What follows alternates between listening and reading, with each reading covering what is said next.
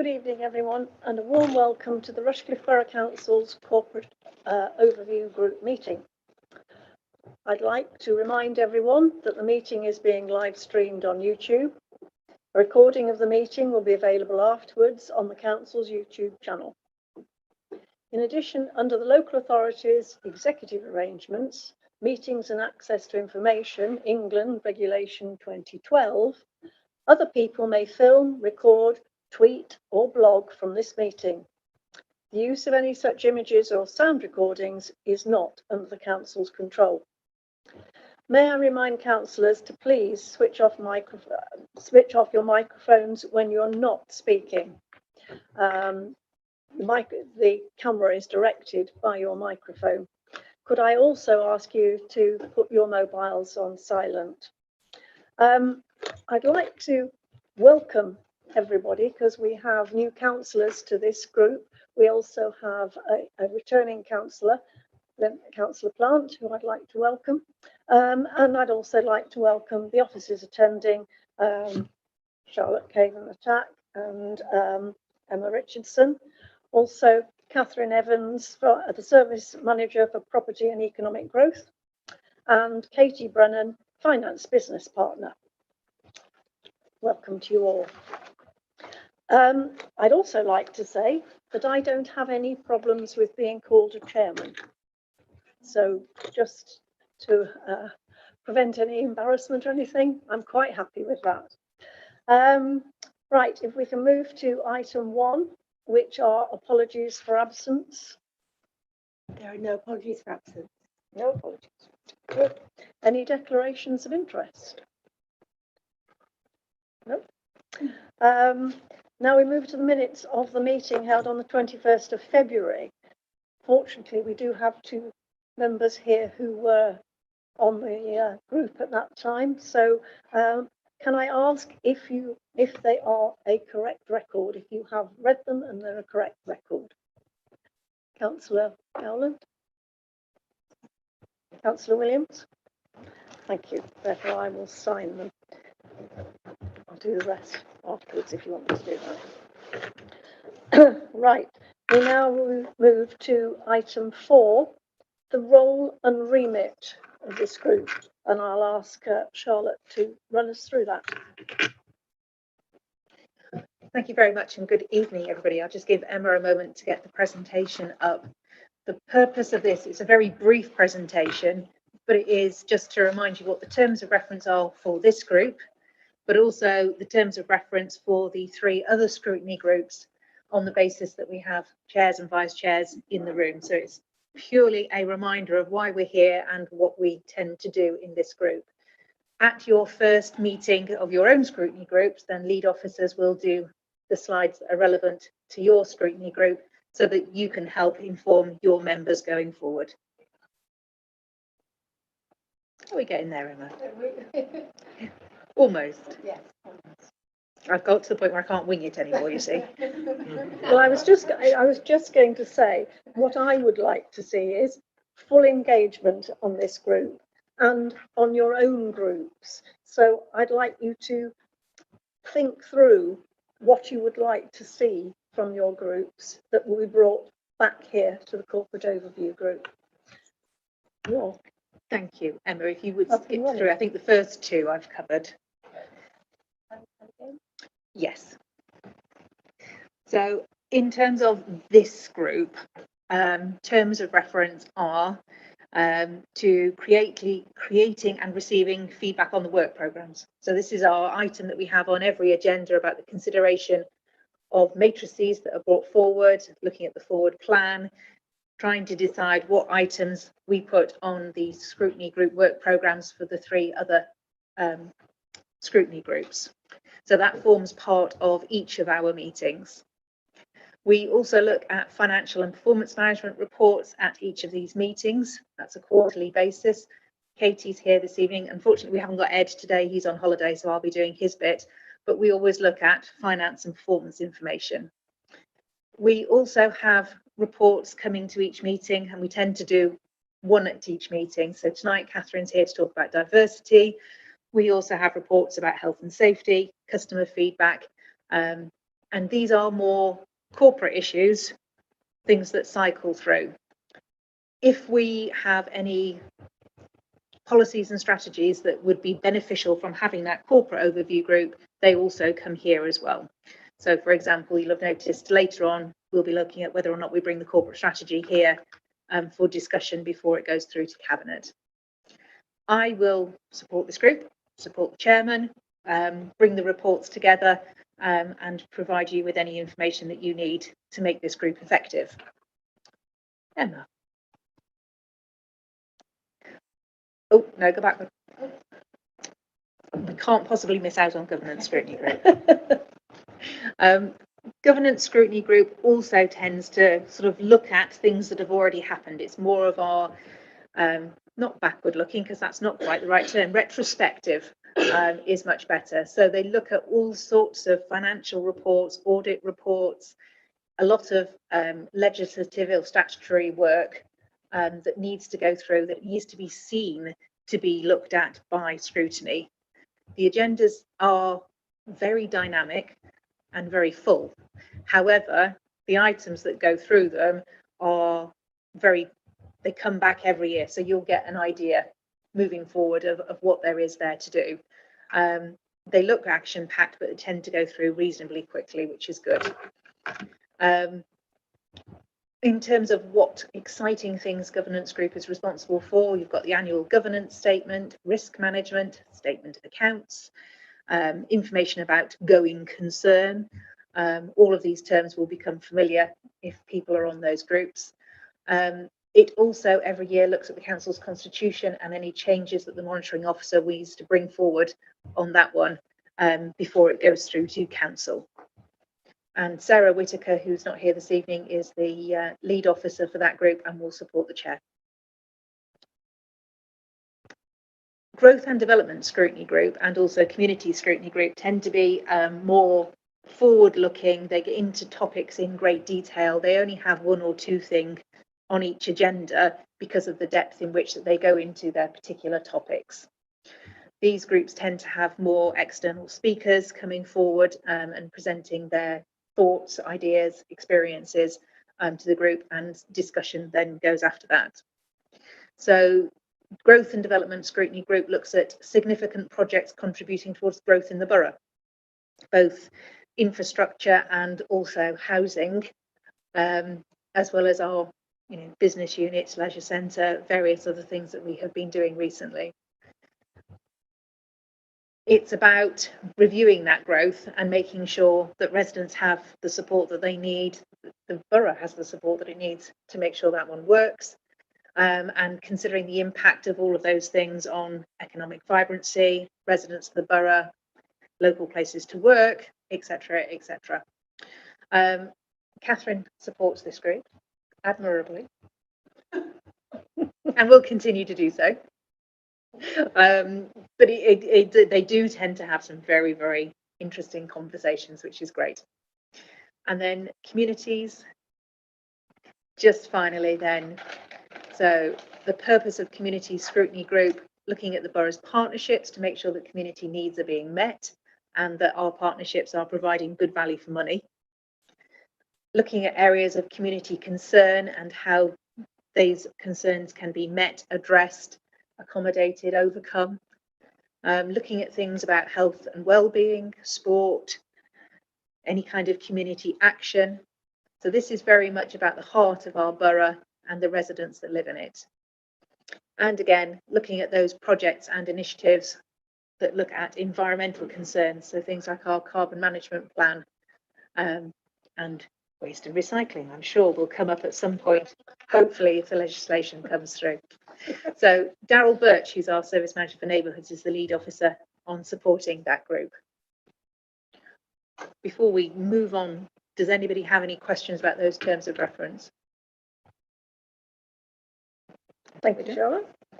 Right, so we will move on then, and we move to item 5, the Diversity Annual Report, an update on the Equality and Diversity Strategy. Thank you, Catherine. Thank you very much, and good evening, everyone. I will just share my screen, which hopefully will work.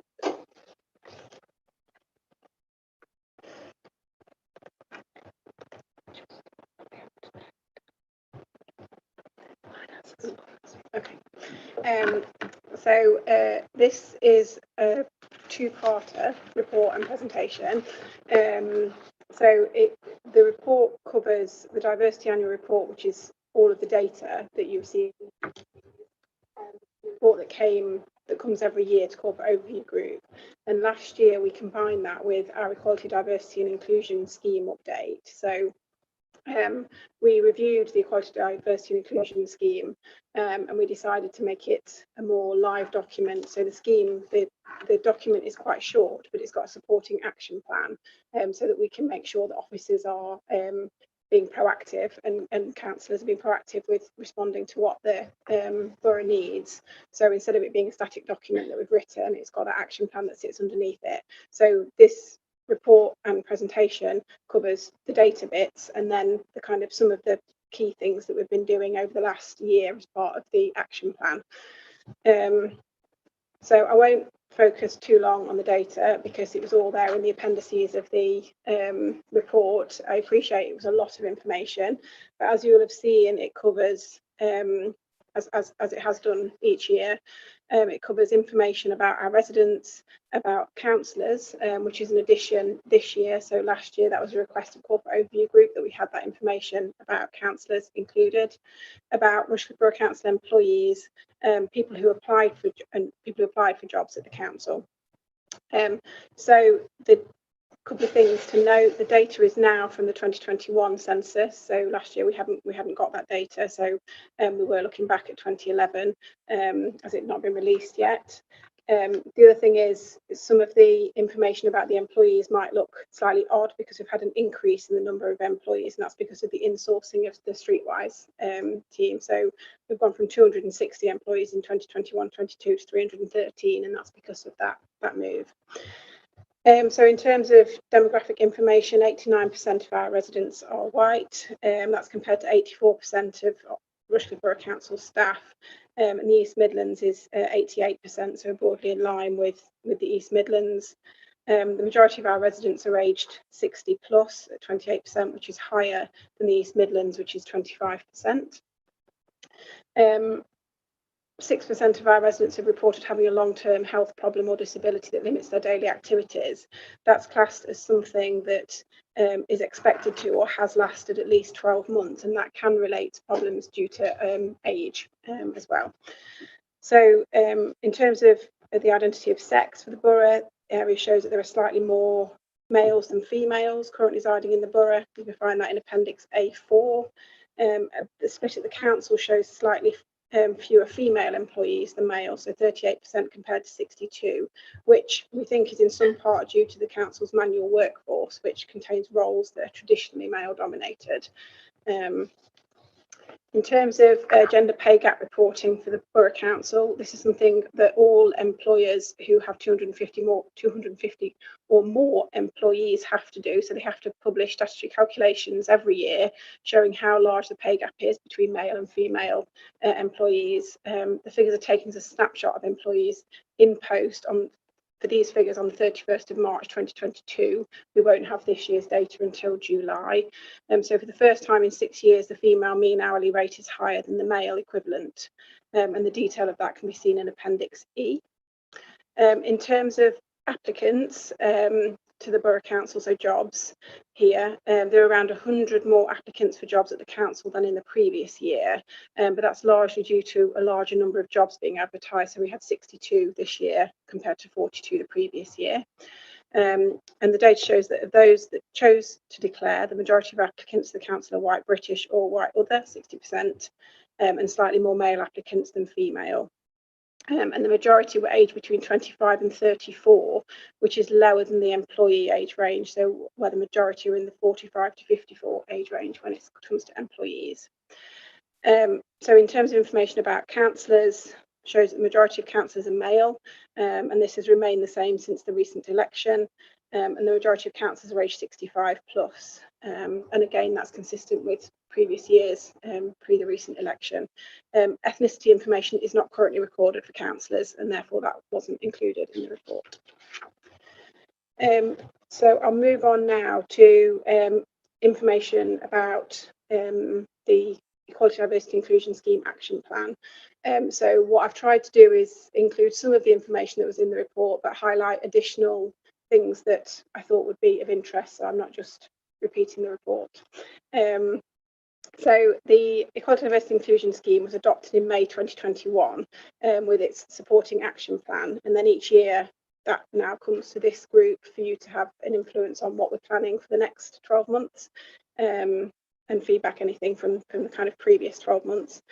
So as a reminder, the scheme focuses on, we want Rushcliffe to be a welcoming place for everyone. We want our services to be easy to access for all. We will treat people fairly and aim to meet individual needs. And we aim to make Rushcliffe a place where everyone can achieve their potential. So they're the kind of ambitions that are included in the scheme. To make sure that this scheme and the delivery of the action plan is embedded across the council, it is a strategic task within our service plan. So that means we have to report on it as part of the performance that Charlotte mentioned earlier. So it is regularly reported on and we keep track of the activity. And there's also clearly training for all staff, but as well training for all councillors on equality, diversity, inclusion, which has to be completed within 12 months of councillors being elected. Just to note as well, there's no dedicated officer for equality, diversity and inclusion at the council. So this is a team effort. So we have established, as is written in the report, a steering group of officers, so from various departments within the council, that meets quarterly and inputs into the action plan and provides updates from their particular service area. So we have approached East Midlands councils who going forward will be supporting us in that group. So they have the expertise to help us and they can share best practice with us in shaping the work of that group. But it's officers from across different service areas in the council. So to pick out a few things over the last year. So Rushcliffe Country Park, you will have seen hopefully the recent news stories. So there's a new shelter that's been constructed there, which features hard flooring with wheelchair friendly access paths and wheelchair accessible benches, all within easy reach of the car park. In the wider development that's happened at the country park, in the visitor centre with the new cafe and things, there's a changing places toilet that's been installed at the country park as well. Bingham Arena that opened earlier this year has been built to the highest accessibility standards with a changing places toilet and shower. The next photo with the football teams, this was taken at Gresham, which is now home to the East Midlands Pan Disability Football League. So this was following some improvement work that was done at Gresham, where there was a new AstroTurf pitch installed in September last year, and this group go there every third Saturday of the month. And the East Midlands Pan Disability League was set up in 2016 to give footballers with additional needs the opportunity to play competitive football in a safe, fun, friendly environment. And the intention is in this year to install changing places toilets at Gresham as well. So there's some funding been secured for that. The picture where you can see Kath, if you can tell that's Kath in that photo, this was from a recruiting talent event that was held. So it was held in February. It attracted around 100 delegates, local businesses to the event, and it promotes the benefits of recruiting staff from a wider, more inclusive pool of talent to meet skills gaps and recruitment challenges. So Kath went and did a presentation about the work that the Borough Council does and how we want to be influencing businesses as well. The Levelling Up logo is because you will hopefully be aware that we've received UK Shared Prosperity Funding and Rural England Prosperity Funding. So the Borough Council's got about £3 million to spend by the end of March 2025, supporting projects around communities in place, business support and people and skills. So in this sort of crossing over from the last financial year into this one, we've done some, with that funding, we've delivered some community workshops and one-to-one help to people help for people dealing with the cost of living pressures, and we are reviewing the work that's been done by Citizens Advice Bureau, Rural Community Action Nottinghamshire and Rural Community Voluntary, Rushcliffe Community Voluntary Service, sorry, to see how we can do that again this year. So we've put some funding aside to help do that. So that will be all about cost of living pressures, energy efficiency advice, all those kinds of things. So supporting our residents that are most in need. We also had a grant pot for the for this funding, so that was for community organisations or businesses to apply into. We received about 68 applications to that funding pot, so it was very popular, really oversubscribed. But for each application, we asked the applicants to complete an equality impact assessment for their project, so to make sure that they were considering the impacts of their projects, weren't disadvantaging any particular groups. Which is something that we do with our own policies and strategies. And hopefully that grant pot will mean that there is a variety of projects coming forward, like the one that I've already described, that the Borough Council will commission, that will bring benefits to Rushcliffe Borough's residents and businesses as well. It's moving on my screen faster, it's moving on there, so it's confusing. Just a few more examples for you. So at Bolton Play Area is the sort of picture in the top corner. So there's some improvements there that's all about making that play area more inclusive. So new equipment being installed that is accessible for everybody. So not one special piece of equipment that is for certain groups. It's trying to make it all inclusive. So the final stages of the work on that, and that's following work that was done at Alford Road, Abbey Park redevelopments as well. The community development team have been working with LSE Cricket Club, who were successful at applying for a Reach Rushcliffe Fund in 2021 to support with costs associated with setting up a walking cricket team. And the club continue to run sessions every year and target men and women aged 50 plus for that.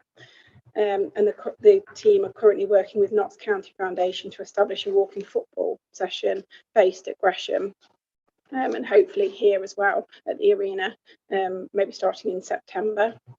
The holiday activities and food programme is something that is, the funding comes through the county council, but delivery is done by the Borough Council. So it's a free school holiday provision for children and young people aged 5 to 16 who receive benefits related free school meals, and includes a meal for all those eligible children as well in the activities.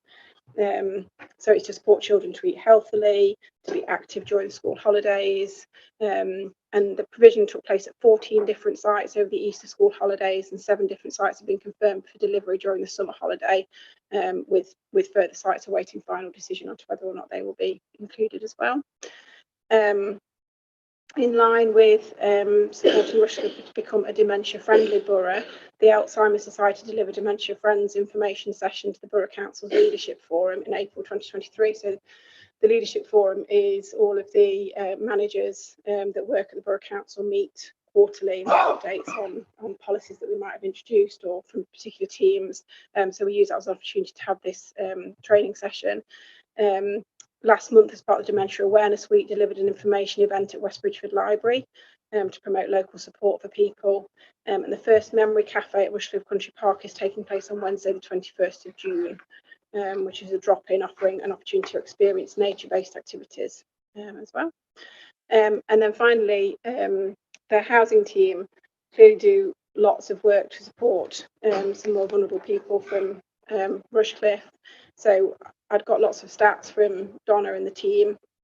So working in partnership with Broxtowe Youth Homelessness, they've delivered homelessness prevention training session to over 268 young people in schools in Rushcliffe.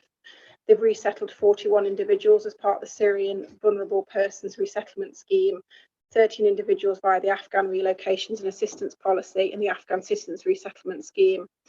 They've provided 178,000 capital grant to deliver an affordable rented wheelchair adapted bungalow in Cropwell Bishop, and £812,000 of disabled facilities grants have been given out as well to support people to continue to live in their homes. And then moving on to plans for 2023, 24. We're hoping to do an event with schools. So we haven't done one yet this year, but last year, because of the election, so it's run by the elections team, and last year they had about 30 year 10 students who came in from Toot Hill School and had a session about the importance of voting, registering to vote, voting in elections, and then kind of became a mini political group, and some of the young people had to run as if they were going for an election and deliver their speech and all that kind of thing. So it gets them really involved in thinking about democracy. And the intention is to offer that. So Toot Hill School had been really interested in taking part in that, which is why they came along. But we will offer that to other secondary schools across the borough as well, to try and get some more people engaged and potentially deliver more than one event if we've got capacity to do that. I've mentioned equality impact assessments already as part of the UK Shared Prosperity Funding application. So we are, as a borough council, we do complete equality impact assessments when we're introducing new policies and strategies, just as I've mentioned, to make sure that anything that we're introducing isn't adversely impacting any particular group. But the policy and the form that we complete hasn't been reviewed for a while. So again, working with East Midlands councils, we've got a group of officers who are meeting next week, in fact, I think, who are going to officers that do more of those, because obviously in some areas there will be more requirement for equality impact assessments to be completed, depending on the work of a particular team in the council. So those that are more familiar with the current process do a bit of a review of how it can be improved with the input of East Midlands councils, who then will come up with a new improved process for that, and then they'll deliver some training, again probably to our leadership forum and anybody else who requires it, to make sure that we are carrying out equality impact assessments as we need to, and they're following kind of the latest guidance that we need to be following. The Rushcliffe Youth Forum, so there was a motion to council in December 2021 to establish a Rushcliffe Youth Council, but Charlotte and members of her team did some research to find out if there was anything already existing that performed this sort of function, and discovered that there is a Rushcliffe Youth Forum, and it's been agreed by Cabinet in March for officers and councillors to engage with this group. So the intention is, I think, that one of the Rushcliffe service managers, so myself or Charlotte or one of the others, to attend each of these meetings, to kind of engage with them, update them on the work of the council, find out how we can support them and work with them, and potentially help them grow the number of members that they have, because it's quite a small group as it stands at the moment. So how we can better engage those young people. One of the actions in the action plan was to re-establish the Rushcliffe Community Cohesion Network. So we've had 2 meetings of that group. Unfortunately, we didn't get brilliant attendance of those at those meetings, and those that were engaged were people who were already engaged in other forums that perhaps didn't represent the audience that we were trying to attract to that particular meeting. So but we have got a group there that is kind of willing to engage with us, so we just need to think about how we can best use those in future. So the idea of that group was that we could take policies and strategies and ideas to them and get their input to again check that anything that we are doing is kind of done in the right way and engages as many people as it possibly can and is accessible for people and that kind of thing. So we just need to think about how we're doing that, I think, based on the fact that clearly people aren't able to or can't or don't want to attend meetings. Is there a different way that we can engage with them? I've mentioned the UK Shared Prosperity Fund already, and one of the themes that is within government's guidance about UK Shared Prosperity Fund is people and skills, but that doesn't come in until next financial year. But clearly we're starting to plan now what we might spend our allocation of funding on for that, and that's a real opportunity for us to look at Rushcliffe specific activity that we want to deliver for our residents, to upskill them into jobs for the future. So that could be retraining for people who are older or younger, and support for people who might be unemployed, but it can deliver a range of different things, and we've never had that kind of pot that we've been able to commission ourselves before, so it creates an opportunity to deliver some hopefully some really good stuff. And I've mentioned already the community support that we're looking at around cost of living pressures, but there's also opportunities around making places more accessible, and in fact some of the funding applications that have come through have been around making particular places more accessible for members of the public, so hopefully we can think about doing more of that as well. Changing places toilets at Gresham and Cotgrave when the redevelopment of Cotgrave Leisure Centre happens, so we've secured £100,000 of funding to do those too. And we're looking at some Chinese New Year celebrations in response to the growing Hong Kong community based in the borough as well. That's it from me. Thank you. That was really interesting. And I've just got a couple of questions. Why did the Cohesion Network group finish in 2012? Why did it finish? It was part of local strategic partnerships that borough councils used to have to support. So it was one of the groups that sat within that. There was community safety partnerships, and it was just a group that disbanded after that. That was no longer a requirement. The borough councils supported local strategic partnerships. I'm just slightly concerned the fact that it sounded as though you had struggled to get interest, yes. And it was always from the same people, and I'm wondering if it's just repeating what happened in 2012. That was potentially, and I think one of the things that we need to do is check what other groups exist already across the county and the borough, and whether there's different ways that we can engage with them. Yeah. Rather than repeating things, maybe. Yeah. The other thing I wanted to say, you showed a picture of Kath at a recruitment talent event, which sounded really good. Is that going to be repeated, that event? Yeah, there's no reason. So we have regular events with businesses, and they have different themes and topics. So we've done one on low carbon. We did one recently on kind of financial resilience for businesses. So there's no reason why we couldn't again do a recruiting talent event. Yeah, all sounded very positive. Thank you very much.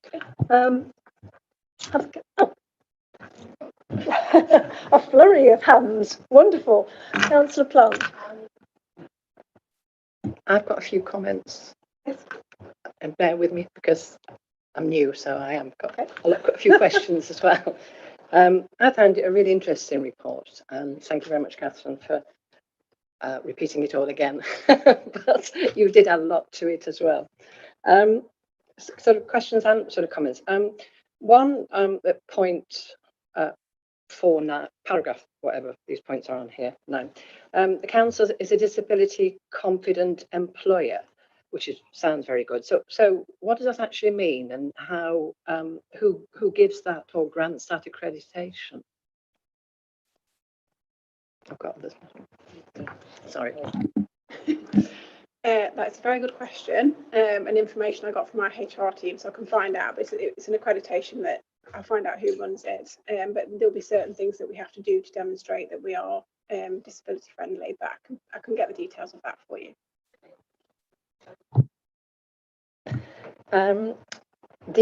You mentioned also in terms of councillors that the ethnicity isn't recorded, and I'm just wondering why that is the case, because I think it's something that as a borough we would like to attract as an inclusive and diverse group of councillors as we can. I think it would help to actually record that, and the groups can look at it and think, well, perhaps we could do more to encourage members of ethnic communities to come forward and things like that. So I can't see anybody to object in why councillors say what their ethnic background is. Does anybody? No?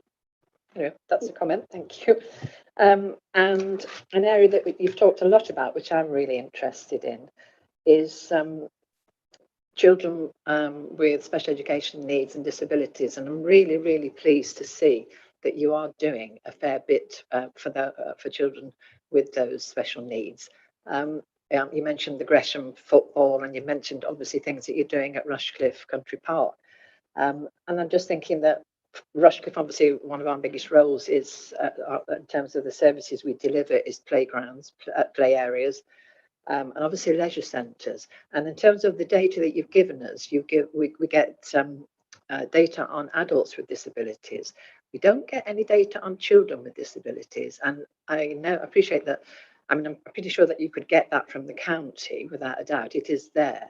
But I think because of the services we do that, and you're making a good start, that in terms of the playgrounds, we could look at more in terms of making the play equipment more inclusive, more that obviously children with disabilities could use. I think also with the leisure centres, there are lots of children, especially who have neurological disabilities, and sort of there could be things that we could consider that the leisure centres that we have, and we have some excellent leisure centres across the borough, could actually offer as a much more inclusive offer for children with special educational needs. I just think that's something that we could look at a little bit more.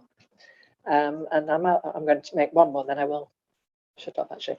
And I'm really pleased about the Rushcliffe Youth Forum. I was a bit concerned when it was that you've discovered that we've got one. I'm a bit worried about that, but we have got one, obviously, and we need to look at how we can develop that. And the thing, and again, the Toot Hill start, it was a really good start.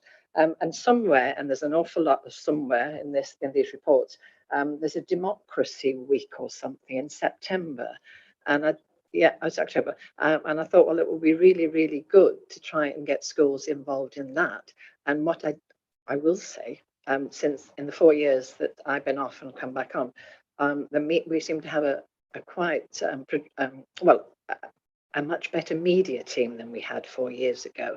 And I just think that they, in terms of promoting that democracy week amongst schools and amongst young people, we could do a lot on Twitter, on I don't know what else, other forms of social media, to get young people as involved as early as possible. So that's me. Thank you. No, just to say, I'll obviously speak to colleagues about promotion of Democracy Week. What I didn't say in my presentation is I did speak to the elections team, and they were talking to me about the engagement that they did with students and things living in the area ahead of the election to encourage them to register to vote if they weren't voting at home and things like that. So I know there's a lot that already happens, but yeah, certainly I can mention that to Ed and the team.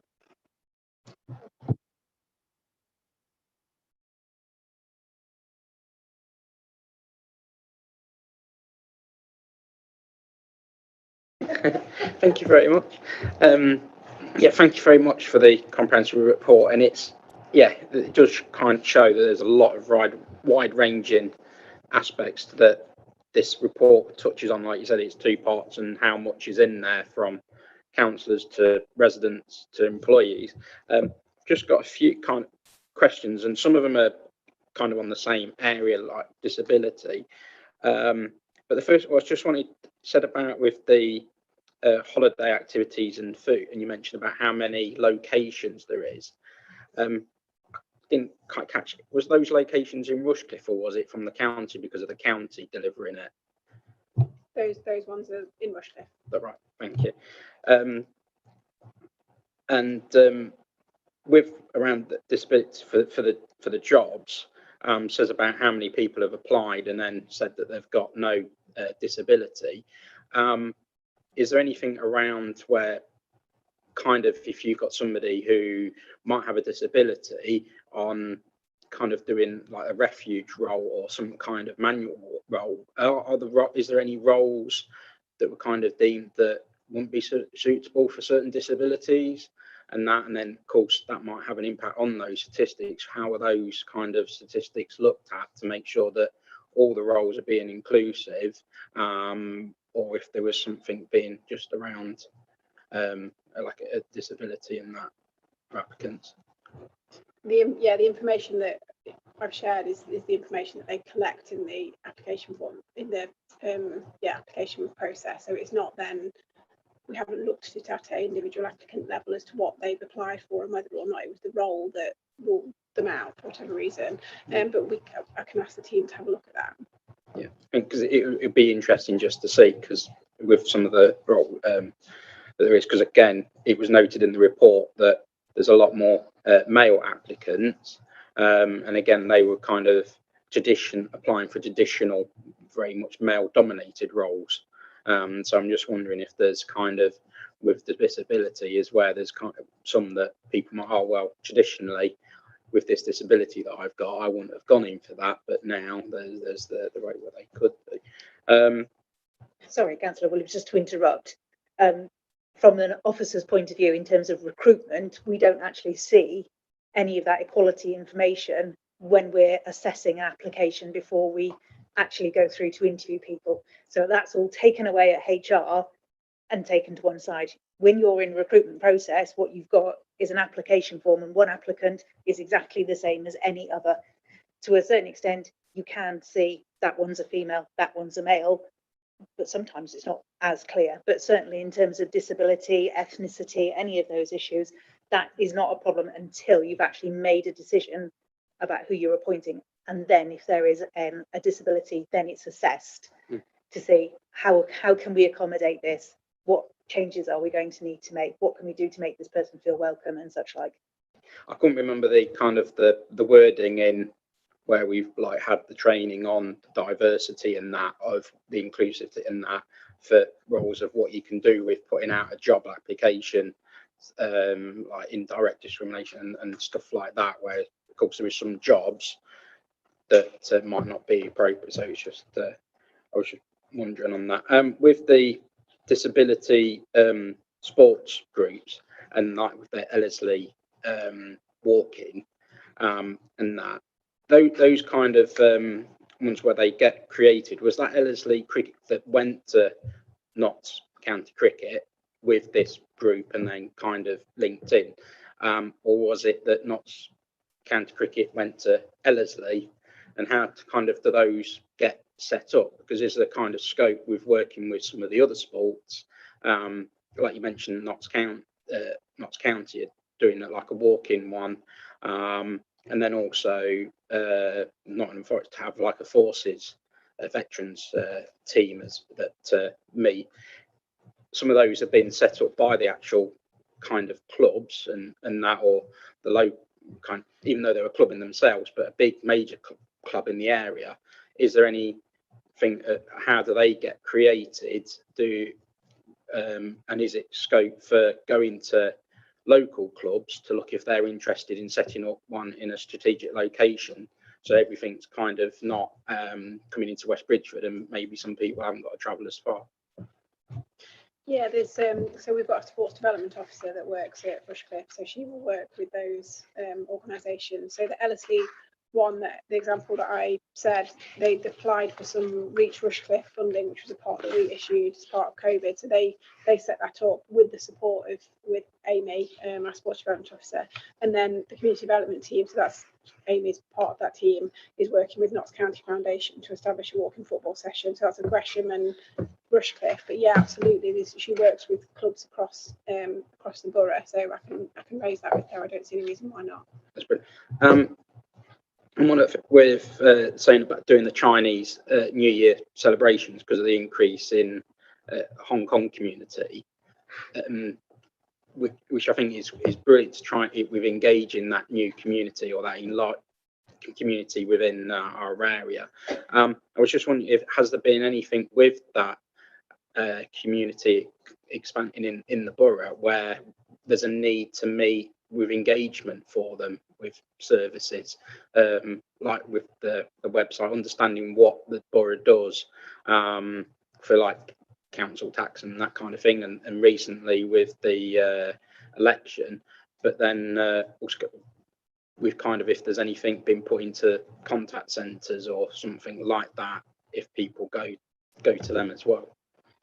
I've had a meeting with an officer from East Midlands Councils who is keen to do an event in Rushcliffe. So they've got some funding, so they could run an event for us that would engage perhaps the leader there who could do a bit about this. You know, this is all about the council. These are the services that we provide. So it helps them understand what's out there. And you could have other support providers in the same room so they know how to access the support that they need. So that is something that we're working with East Midlands councils on. So I had a conversation with her pre-election. We decided obviously wait until after the elections, but that's something that, so that's separate to the Chinese New Year celebrations, obviously, but yeah.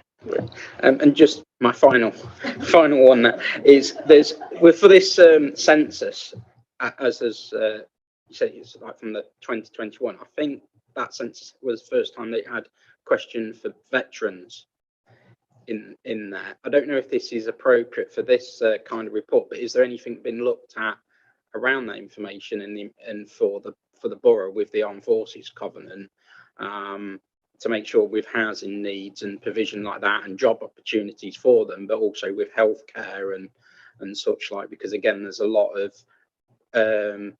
kind of work that I've done locally on my local town council through the Covenant is kind of engaging the local health service to make sure that they're recording veterans for if somebody goes in with first and sees a doctor with issues and that they can then see on the record that they are a veteran and are able to kind of point them into other avenues for assistance and help than what kind of necessarily if they weren't a veteran, because it might throw up a few areas. So I'm just wondering if there's been any work done on that. I can find out. I know we do things with our own recruitment processes around armed forces veterans. So but I don't know the detail of what we're doing additional to that. But I can find that out. Thanks very much. That's me done.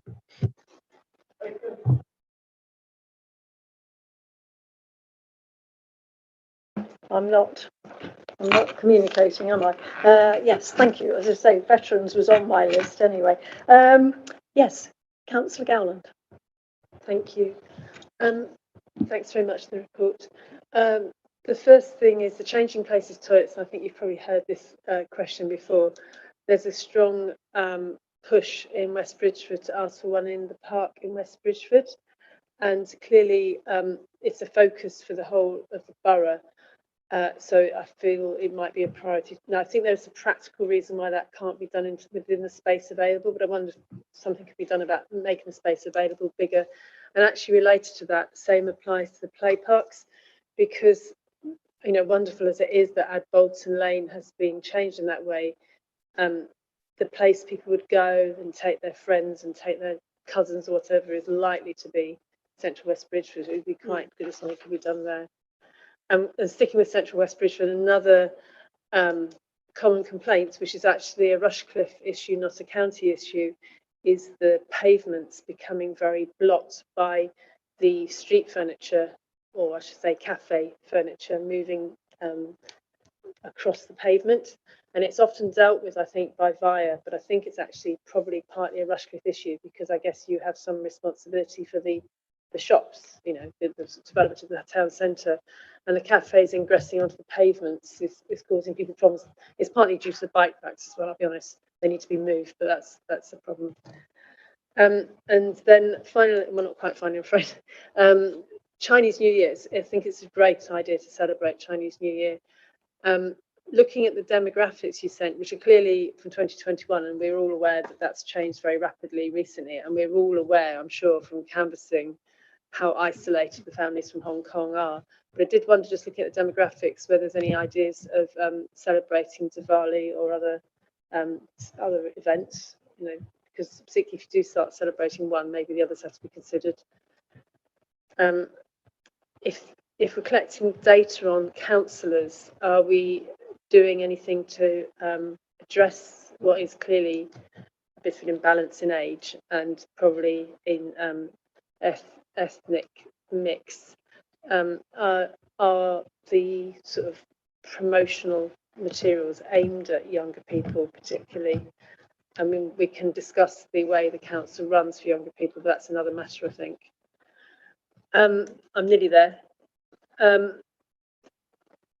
I thought it was a little bit, well, it's something to do with you, but disappointing that it's Notts County that's supporting the walking football. Notts County is not actually in Rushcliffe. Though we have a very big football club in Rushcliffe, and I wonder if they've been approached to provide resources for, since they're providing, quite a lot of inconvenience to our residents. Maybe they can provide some resources. And that's it, I think. Thank you. Okay. Sorry, I was just going to say a couple of things. About Central Avenue and the street furniture issue. I went out last week and met Paul Hillier from the County Council. So we're looking at how we can tidy things up a bit and move some of the Sheffield cycling hoops and things. We did do quite a lot of work on how we can appeal to different councillors to put themselves forward. We looked at doing videos with some of our younger councillors, perhaps. So that's something that we can look at again.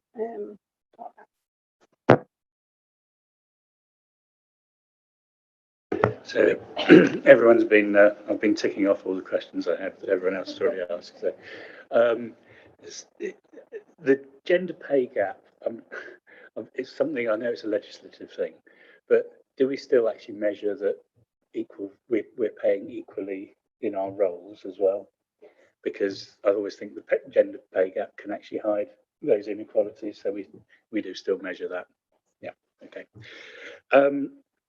And finally, I don't know if it's sort of within the remit of this, but yeah, when you talked about Democracy Week and a lot of it with schools and that sort of thing, is there some way that we as a borough can encourage our ward councillors to engage with their schools somehow and actually be more proactive in things like that, so they can go and talk about the council to school children and how it works? It's sort of something I did to a certain extent at Keyworth.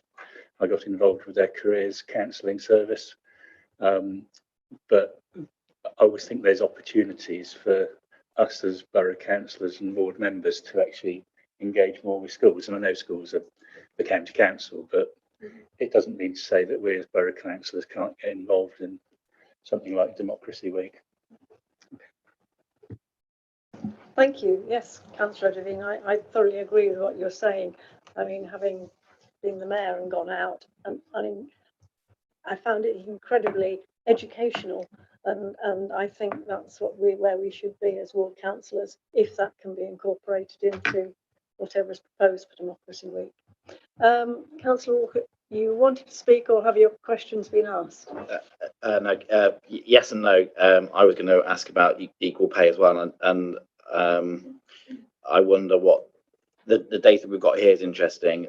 I wonder what the most appropriate forum for seeing that, or us having a look at that equal pay data as well, to make sure that that's all in line. This might not be the best forum, but whatever is, perhaps we should have a look at it. Catherine, can you answer that? I don't know the answer to that question, but I can check if that's information that we can. I think it would depend on what level you want to go down to, because obviously the pay policy statement is online and is a public document, and senior managers, I think, down to £50,000 salaries are online as well.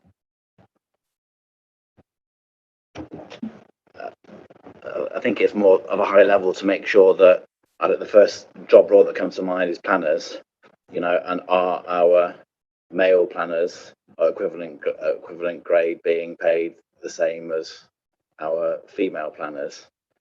Because as Andy says, the data here could hide some important discrepancies that may be there. So how can we check that that they're not? I think I'd say that was the purview of the head of paid service, because Kath Marriott is responsible for the salaries for staff, especially if you're going down that level. So there's a government requirement for senior staff to have their salaries published. But if you go down to individual planning officers, I think it's about trusting the chief executive as head of paid service that she's got that under control.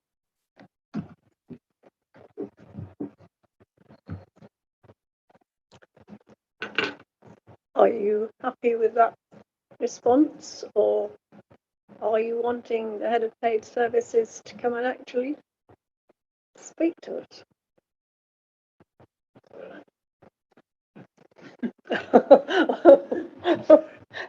Councillor Gallagher. Yeah, I'd like to learn a bit more about that. It should be more transparent and trust.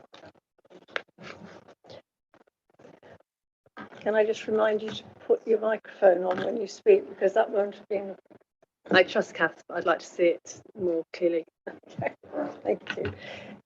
Is that a possibility? It may not be this forum. I don't know what forum we would put it into. I can only ask the question. You can ask the question, exactly. I think we have one or two questions that have been asked that we need some response back. Having said that, councillors, the recommendation is to consider and endorse the report and information that's been provided for the diversity annual report. Are we happy to do that, or are we wishing to wait for the response to some of those queries? Councillor Edwin. I'm certainly happy to endorse the report, but as with the proviso, if you like, that we'd like to then see the response to some of those queries. But the report as it stands, I think it's always going to be a lot of our documents are living documents, aren't they? So they do get updated. So I think as it stands, I'd be more than happy to see it endorsed. So you're happy to see it endorsed. Does anybody wish to second that, or is everybody in agreement? Councillor Williams will second it. Are we all in agreement? Very well. So we endorse the report. We've reviewed the action of the inclusion scheme, and we've made our suggestions, and that is what we'd like you to carry forward. So we now move on to item 6, finance and performance management. Actually, I'm going to kick this one off. Oh, you are, of So course. Yes, only by way of just a few things to note before I hand over to Katie, and then Katie's going to hand back to me, and then it's your turn. This is the final monitoring of the current corporate strategy. And just to put all of the information that you're about to hear in some kind of context, it's worth noting that over the last 4 years, the life of this strategy, not only have we survived the COVID-19 pandemic, the implementation of Brexit, the war in Ukraine, and the cost of living crisis. Can I just say thank you, Catherine? You're going to leave us, so thank you very much. Despite all of those pretty major things, the majority of the corporate strategy, especially the big projects, have all been delivered. The majority of them on time, on budget, and that is nothing to be overlooked, and that's quite a feat. Generally, performance terms have bounced back and things are a lot more stable now.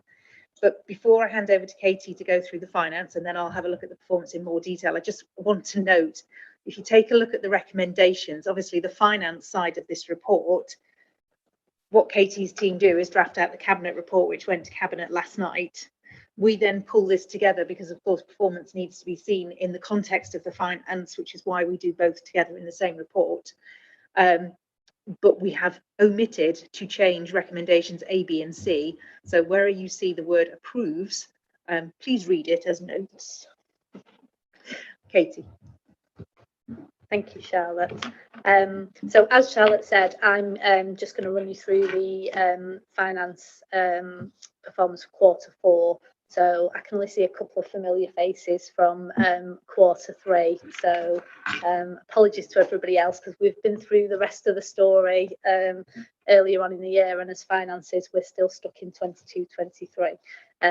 So the accounts have, though, now been published for 22-23. So you can see those online. They were published on the 31st of May in accordance with the statutory deadlines. So just to run you through the main points in the report, we've got an overall revenue efficiency of 1.979 million. Table 1 summarises this outturn position, and then you've got the main variances shown in Table 2, and you can read detail of all the variances in Appendix A.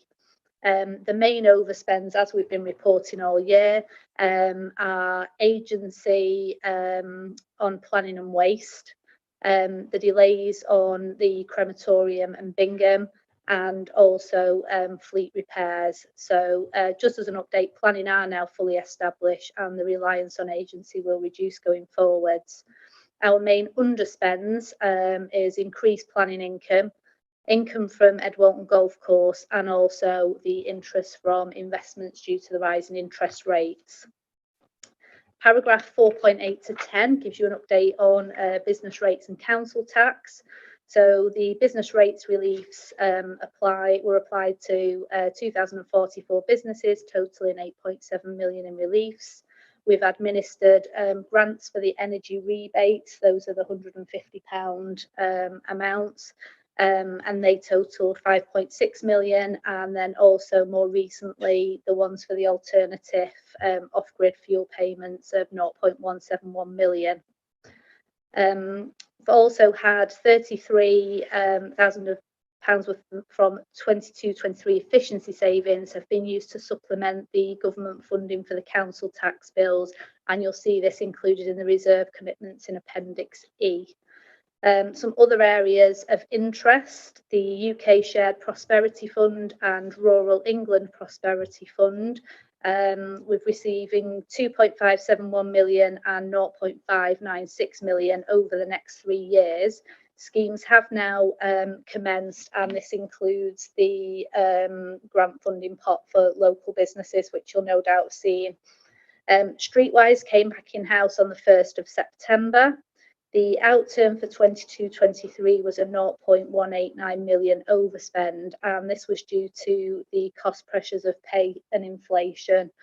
And then we've got Rushcliffe, Oaks and Bingham are now operational. The memberships are in line with targets. We've got 92% occupancy at the Enterprise Centre, and Rushcliffe Oaks are attracting funeral directors from outside the borough as well as within the borough. So there's some information on the reserves movement. It's a net transfer from reserves of 4.003 million, and you can see this detailed in Appendix B.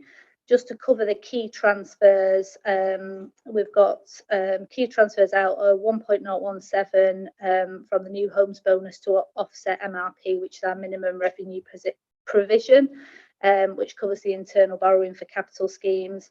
2.466 million for organisation stabilisation, and 3.707 for the collection fund deficit. Transfers in include 1.587 of new homes bonus and 1.066 million from the in-year efficiencies, and 0.973 to the Treasury Capital Depreciation Reserve, which was approved in the Q3 report. There's further detail on the reserves should you want to look at that in paragraph 4.16. Overall, the level of reserves is healthy at 19.572 million, although there are risks from inflation and pay increases, and obviously the uncertainty of future funding streams. Requests for the use of reserves and carry forwards can be seen in Appendix E. Moving on to the capital part of the budget. So the overall capital efficiency is 5.599 million. This equates to 73% of the budget spent. Table 3 summarises the outturn position, and you can see the summary of the main variances in Appendix E and F, and detailed variances in Appendix C. We've got requests of 5.426 million to be carried forward. The majority of this is in relation to Bingham Enterprise Centre, Bingham Arena Enterprise Centre and the crematorium.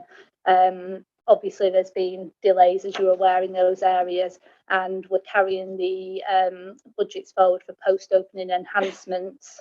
There may be some savings, but they're unknown at the moment, and they would be released in 23-24. Special expenses outturn can be seen in Appendix D. We've got a total deficit of 0.138 million, which is 0.018 million more than last year. We did factor in an element of step recovery, but inflation was higher than expected and income streams lower. Obviously, special expenses is exposed to cost of living. There's work being done to promote the facilities and the switch and pitch booking systems for people to be able to book our facilities should help with this as well. So in summary, the year is positive, as Charlotte said at the beginning. We have put money into reserves, but obviously we continue to be exposed to cost of living risks. And that's it for me. Thank you. Now, I'm conscious that this actually says finance and performance. Is it better for us to address the finance element now and do the performance after? It's entirely up to you. I think that would probably be better if you have any questions on finance, Katie, to ask them now. Councillor Gowan? Just one really quick one. I'm really delighted to see the trend, well, the reversal in planning of the problem with having a lot of agency staff. That's great. And in fact, I think, to be honest, the excellent planning training we had, I think you could sort of see that happening. I just wondered how many, they didn't really answer the question about how many agency staff are still on the refuse team. Is that also resolving? Thank you. The problem with the refuse team is that unlike some other jobs, if somebody's off sick, you can't just manage without the people because they need a certain number of people. So we're always going to get sickness, we're always going to get people taking holidays, and the only way to cover that is with extra bodies, you know, because we only have what we need. So we will always have to have some reliance on agency within waste. Do other councils have a bank where they run it themselves as opposed to an agency? I honestly don't know the answer to that. No. No, unfortunately, it's one of those services, a bit like customer services, where you get a wave of performance and a wave of demand. You kind of have to pitch your resources in the middle. Sometimes you have slightly too many, sometimes you have slightly too less. Any other council will have exactly the same issue as far as agency use goes. It is the way of plugging the two spikes. Sorry. In the health service, I think often hospitals run a bank where they run the agency. I mean, I'm not sure quite how much it happens now. There's another word for it, I think, now. But, you know, where you actually run your own agency, basically. You have staff who you call in yourself.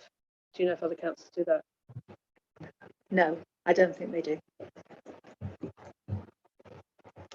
Anybody else have any? Oh, Councillor Williams. Just just a clarity on table 2 where it's got about Bingham Leisure Centre. Is that meant to be Bingham Arena or actually the leisure centre on the banks where it's detailed in table 2?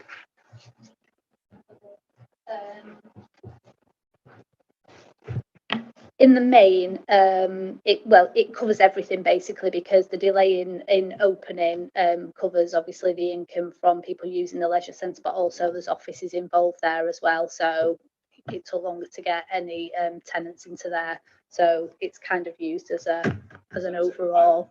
Yeah.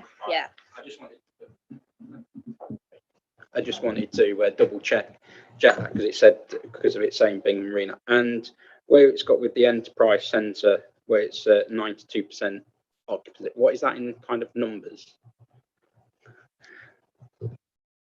I think I did have the numbers at one point, but I can't remember. We'd have to find that out for you. I don't know what the. Do we know? It's yes, I actually got my phone out and used my calculator because I was trying to work it out. There's 12 units and there's 11 occupied, and I was thinking, oh yeah, 8% is 1 unit.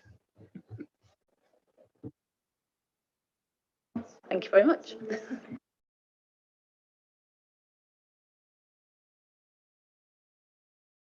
Just a comment really.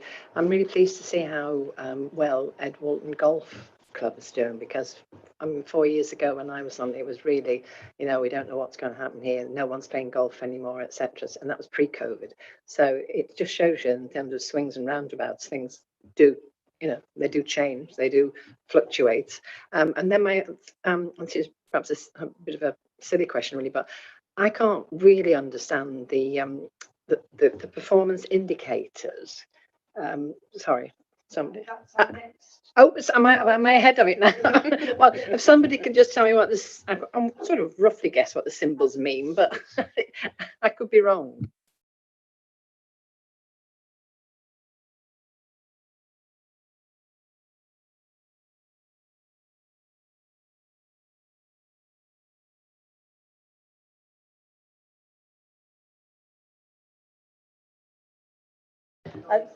Are you about to depart, Katie? That's okay. Yeah. We could make you stay. But we're not going to. We're not going to. Thank you very much.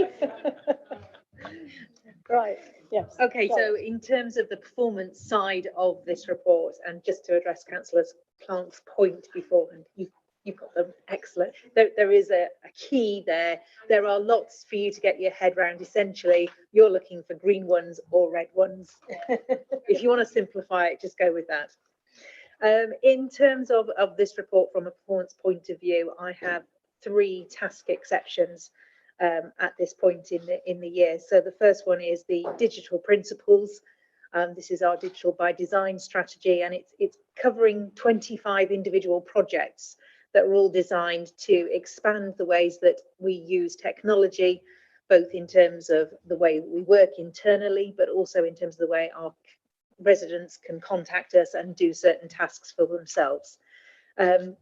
Last year, we reprioritised some of the work that we were expecting to do last year in order to be able to deliver the new website that was launched just before the election. That's gone down very well. It's totally accessible. It's very, very clear. It's modern. It's brushed up. It looks nice. And all of the content has been updated. Essentially, it's the same staff that did that big project that wasn't on the digital by design strategy that also do the digital by design strategy. But those tasks have been reprogrammed now into this year. The second one is the delivery of employment land on our strategic sites. So I'm pleased to report that we've made significant progress in Fareham, Newton, Copgrave and Ed Walton. But these are big projects. They are going to last over a year. This task rolls forward, we anticipate, into the new version of this corporate strategy, simply because it takes a lot of time to coordinate all of the different agencies involved to get these things off the ground. The final task exception to report this time is the implementation of proposals from the new planning legislation, and you will be perfectly aware that said planning legislation just hasn't been released yet. We'll keep an eye on that one. It's very frustrating to know that there's something out there that we need to action, but we have no grounds on which to do that yet. In terms of performance, paragraph 4.27 lists a number of areas in which performance has been particularly high this year, which is very good to see.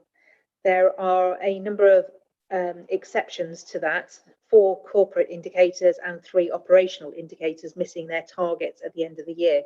Now, the reasons for those are contained within the appendix, but just I'll highlight a few for you. Value of the savings achieved by the transformation strategy, delays in opening Bingham Marina and Rushcliffe Oaks have actually been offset by better than expected performance at the golf course, which has already been mentioned. The other interesting one is the percentage of household waste sent for reuse, recycling and composting. This one had us having kittens at some point that our recycling rate had dropped below 50%. But when you look back to last summer and after the last few days, it seems that we're heading in the same direction this year. Because of the very dry summer, there was very little gardening going on, very little green waste. And of course, green waste generally is quite heavy. So it contributes a great deal to our recycling targets. So it's one of those strange situations where it's not a problem. It's not poor performance. It's not something we've done wrong. We cannot control the weather. It's just one of those things. Planning. Councillor Gowland mentioned the agency staff earlier on. We'll be aware, those people who've been on this group for a while, that we've had some issues over the last 18 months with just processing the increase in the number of planning applications that have come through. At one point, that was a 40% increase on the previous year. obviously team that with lower than expected numbers of planning officers, and there was a national shortage of planning officers, and you have very slow times. We have people who are not getting their planning decisions as quickly as they like. I'm very pleased to report that that is now at 72% for the last month. So the performance indicator that we're reporting on is what we call cumulative. So it looks at over a period of time and adds up over the course of the year. So you're not actually seeing the improvement yet, but it is there. Just finally, in terms of ones to highlight, the percentage of calls answered at Rushcliffe Community Contact Centre, we've got a target of answering those calls in 60 seconds. It was upped last year to give us more space. But remember this that I did a few minutes ago? So things like the energy rebates that came forward at the end of the year, the cost of living crisis, annual billing, green waste bins. We staff up to hit those peaks and troughs, but when the government throws stuff at you that you're not expecting, I'm sorry, it still takes a very long time to answer the calls. What we're noticing is that especially with those calling calling us for advice about council tax bills, benefits and such like that, cost of living crisis is hitting in terms of the complexity of people's problems that are coming forward. And these are some of our most vulnerable residents. I'm sorry, I don't care how quickly we answer the phone. I want to make sure that they get good service. What we are doing in certain areas where people phone us with a very simple question, query, we're actually tailing the end of that phone call off with, did you know you could do this online?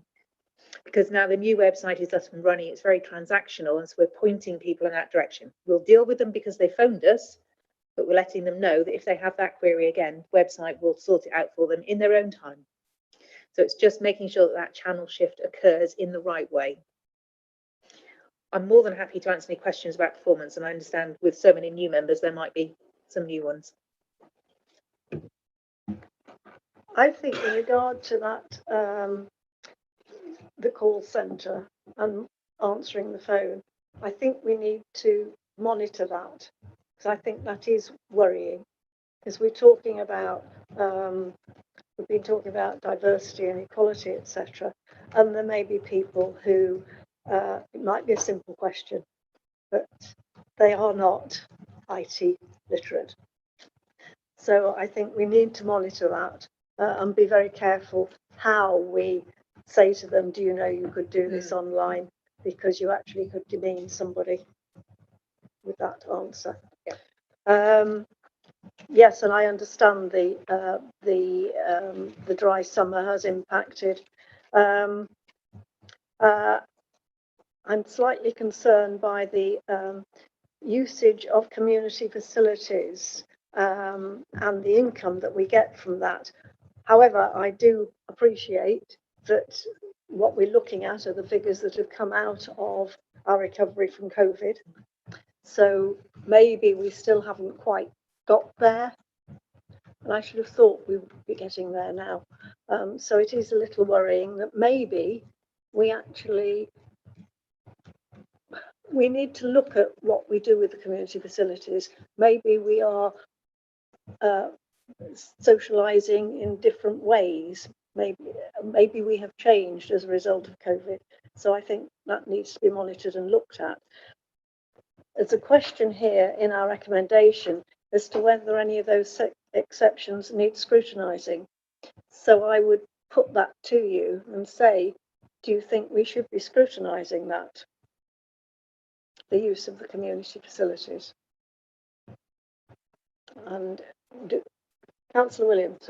I would agree with that. I think we need to look at what is happening with the community facilities, and like you pointed out with the drop, to understand what that reasoning is.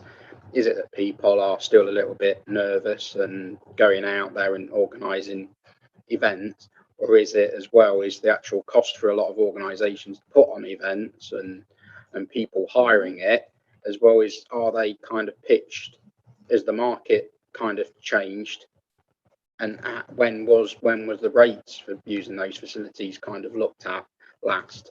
Because again, if we'd looked at it pre-pandemic and they've not been reviewed until quite recently, maybe the markets have shifted, and there's a lot of new change. There's a lot of kind of, like as you outlined, changes in people's behaviour and what they do to socialise. So again, that could have an impact on the cost of as well, because of the scale of events and that, and kind of how could people use the facility as well? Are they too big? Could they be changed and such like? So I think it's a very good I agree thing with to all look at. that, and I think we maybe ought to be looking at the age and the demographic of the people who use those facilities, because we've had this hiatus, this COVID, where we've done things differently. We've got older, and we maybe have changed what we do. So I think it's possibly an area we should be scrutinising. Councillor Gowland. Thank you. I think also we should be looking at how we market them, how easy it is to book them, as you say, the price of them. I think I can see in other areas of my life, the return to normal is it is coming back still, so that we're not there. So I think think things have changed. Maybe it's a bit premature because we're kind of are returning to normal. But I think it is difficult. I mean, I know personally it is difficult to book these in Rushcliffe facilities. Honestly, it's not a straightforward process. Councillor Plant. Councillor Gowan said what I was going to say, because I mean, certainly a few years ago, the booking system was not good in terms of trying to actually get access to when you can get which halls you could go to and when you could go to it. It was not good. I know that has improved. I'm really surprised though that Gamston isn't as popular as it used to be, because that was really one of the highest performing and most used halls, and that Julian Carn now has taken over. And I think Julian Carn is next in line for a refurbished, isn't it really? Which it is in need of. But that surprised me. So do we know? Well, we could find out what reasons why that's happening. But it may be, it's interesting. A different demographic uses Julian Carn to uses Gamston. I don't know. I can hazard a guess. Yeah. The guess I would say is that Gamston was out of use for 12 months because it was being used for COVID vaccination sector. Of course. So a lot of the regular bookings, those people who had their classes, their yoga classes, their mother and baby groups and such like, will have found somewhere else to go. Yeah. If they liked their secondary venue, they may well stay there. So it's about revitalising that. Now we've refurbished the whole hall. It looks great, but we're still not picking up those people that were meeting there before. But if I could use my own personal experience, I used to go to a Pilates class. During COVID, we had it online. We're still online. So I think there's Councillor Edby. I just wondered, because I think part of the purpose of the new, or one of the features of the new website, is actually to make those bookings easier. And are we, I think we should monitor it, but are we sort of being a bit premature and worrying about it being down? If the new website delivers what it's supposed to do, then to an extent it should solve the problem. And I'm not saying that you shouldn't carry on marketing, etc., but if I can jump in, it's not just the new website. We've got an entirely new booking system that sits behind the website, which is much better than the old one. And people can now book all of our community facilities without having to phone an officer and get the officer to use the system internally. You can actually do it and pay for it online through the new website. In terms of the piece of scrutiny that you're proposing, I think it's a good exercise to be doing. It's going to take quite some time to pull all that information together. So perhaps when we get onto the work programme report, it's about looking for a suitable slot. I don't think it's going to be in the next 6 months, which means that hopefully we should have more up-to-date information on how the booking system is impacting on those bookings, and also that community confidence in returning to those facilities and such like. I think we're slightly premature now, but tail end of the year, possibly beginning part of next year, I think you might be about the right kind of time. So that would be good, because we're being proactive and we weren't behind the curve. Councillor Williams. Yeah, and like you say, it's going to take some time to get that information. So it would that also scope with the Jubilee Hall at Bingham Arena? in that kind of field, because even though it's like managed by my understanding Lex Leisure, I don't know if they're on that booking system for that hall, and how that would work with doing it, and if there's a scope to, most probably by the time we come round to scrutinise community facilities, if that could be included in what uses that's had since it's been opened from community participation. Yes, that would be good. I'm really looking forward to some events in the Jubilee Hall at Bingham Arena. Right, do we have any? Oh, sorry, Councillor Walker. Forgive me, is it okay if we just sort of strip back a little bit to think about the indicators themselves and what the process is for formulation, review, and any potential sort of weighting? But you know, I imagine they're all deemed equally important, if you like. So it'd be helpful just to perhaps have a bit of an explanation about how that process works. In terms of where we are in our big corporate strategy world, so these indicators fall into two sets. Those that measure the implementation of the strategic tasks in the corporate strategy, so i.e. those big projects that we're doing where we're hoping to make that long-term difference. And then the operational ones, which are, these are the key services that the council deliver, and this is us checking up on whether or not we're hitting in those areas the targets that we want to do. To that effect, one of the tasks that this group will be doing later on in this year is saying, right, this is our new corporate strategy, and believe me, I will bring you a raft of indicators that you can sift through, because of course this is a very small proportion of what the council monitors across all of its different areas. So we've kind of top sliced the really interesting ones that the previous version of this group 4 years ago went, these are the things that concern us, this is what we want to keep an eye on.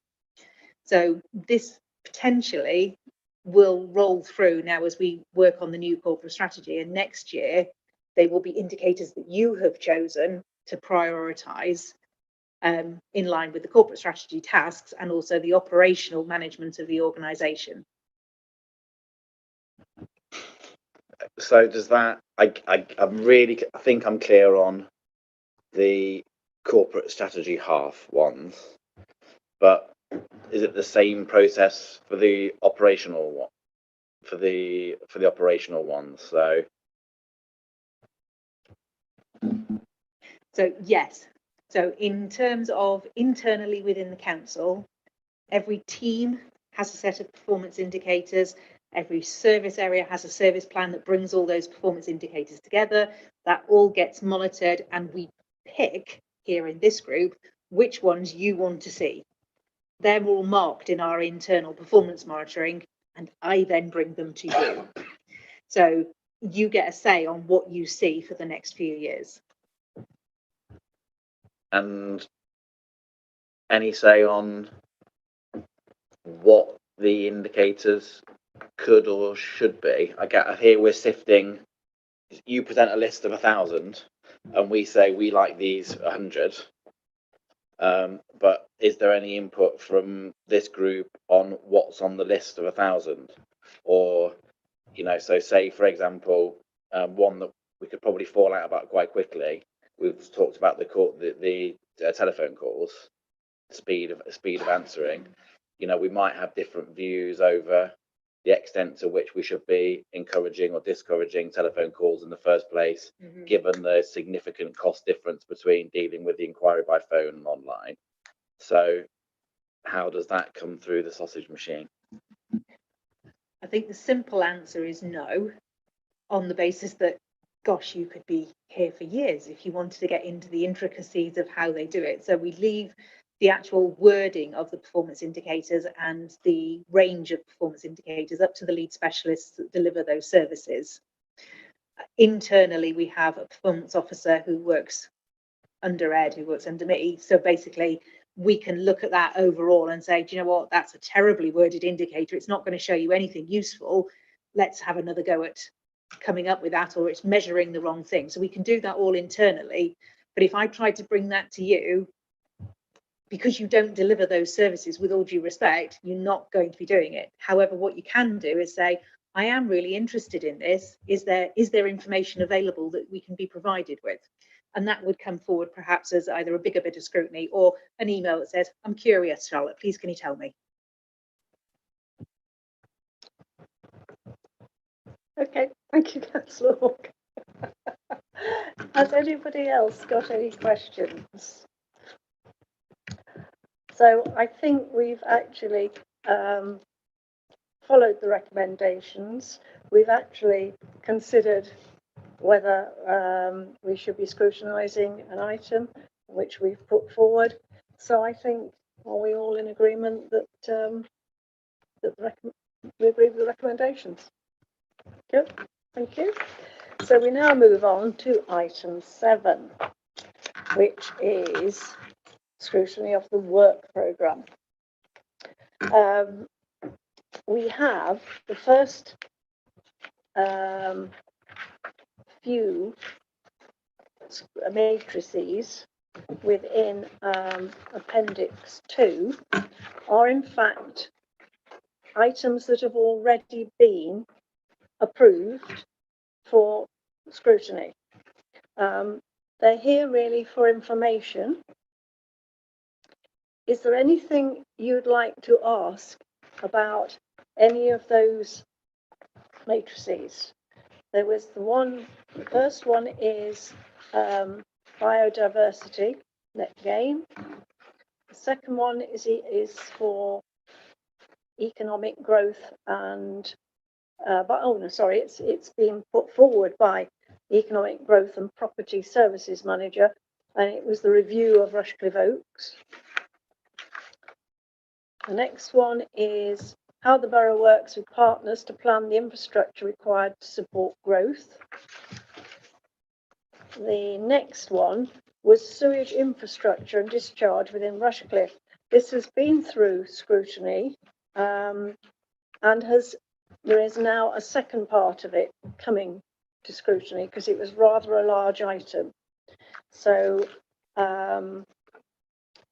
I think that is good that it has been split up because we'd have been here for, or rather the group would have been here for hours. The next one is a review of empty homes strategy. All of these have been approved by the former group to go on the work programme. Does anybody have any questions about those? Councillor Plant. On the how the borough works with partners, so which partners are we? Sorry? Which partners are we talking about? Partners. How the borough works with partners to plan for the infrastructure required to support growth. Am I on the right one? Councillor Clark's proposed. Can you answer that? Oh, if I switch off. I can only answer it if you put your microphone on. I ask everybody to do it and I don't do it myself. Yeah, right. It's partners such as the Environment Agency, the County Council, landowners, developers, those kind of partners, the people who are involved in the development of housing estates, business plans and such like, as opposed to people who deliver community facilities and such like. So, I mean, that's quite a big group of people and with a fair amount of information, isn't it? May well turn out. That may well turn out to be an item once it actually is in with scrutiny that goes forward for another date. When's that due for? Because yes, you're quite right. It is a big topic, and it's a very relevant, important topic. Councillor Walker. Thank you, Chairman. Just a comment, really, I suppose. The BNG item, which is clearly relevant given it's such a new area. My understanding is that the expected date for publication of the relevant regulations November. So is this with a view to have a sort of an initial look at it and then have a look at it again after the regulations are published, or that this is a kind of one-off and see what happens later? It's my understanding that we actually need to have a draft scheme in place before November. So the information and the legislation is coming out at the same time as we need to have something in place, because one of the discussions that we had at the group last time was, were we going to have enough information to scrutinise it at that point, or did we need to move it forward? And actually, when you speak to the officers involved in coming up there, it's absolutely crucial that we do it at this point in time, because otherwise we won't have a scheme when we need one. So, a bit like being a Boy Scout, be prepared. So hopefully that's what we will be. So, oh, Councillor Gowland. Thank you. Just on the same issue, actually, I was just looking at the bullet points under I would like to understand, and none of them actually seem to relate to the activities of the council directly. And one of the issues that's being brought up continuously at the moment in my area is the exact time when the hedgerows are cut by Rushcliffe, not by the county, because of, you know, the exact timings when certain insects are on the nettles and things like this. And I just wondered if something specifically related to the activities of the Streetwise, or people formerly known as Streetwise, I'm not sure what the current situation is, it could be added in there.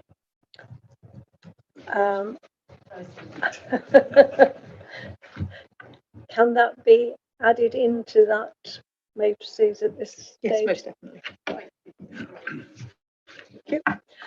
Right, so we're content with those, and we move on to the new ones that we have before us tonight. And the first one is housing density in new housing sites, and it's been put forward by Councillor Thomas. We now have the people who put the matrix forward to come and speak to it, and they have 5 minutes, and Councillor Thomas is with us. If you'd like to come.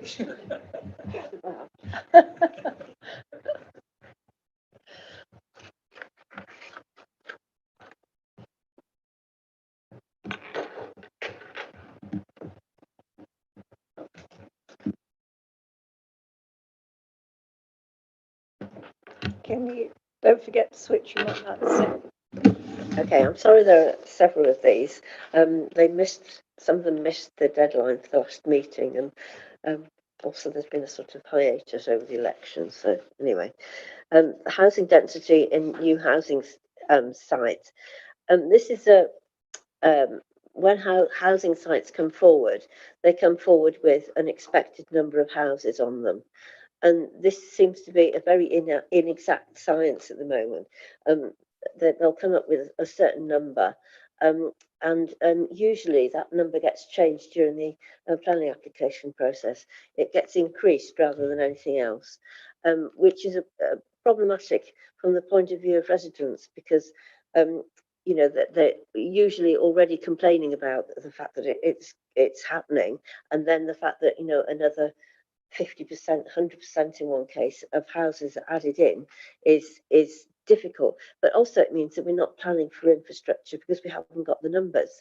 So, and we're also not capitalising on you know, our planning in terms of housing numbers, because the numbers that are coming forward are poor. That's my view of it, you know, having seen it happening. So really it's how do we go about getting those numbers in the first place, and could that be more robust? Really, that was the kind of background of this, really. The other thing about housing density is it's very closely related to housing mix. So bigger houses take up more space, and so you know, if there's an aspiration for a certain number of smaller houses, then it will be more dense.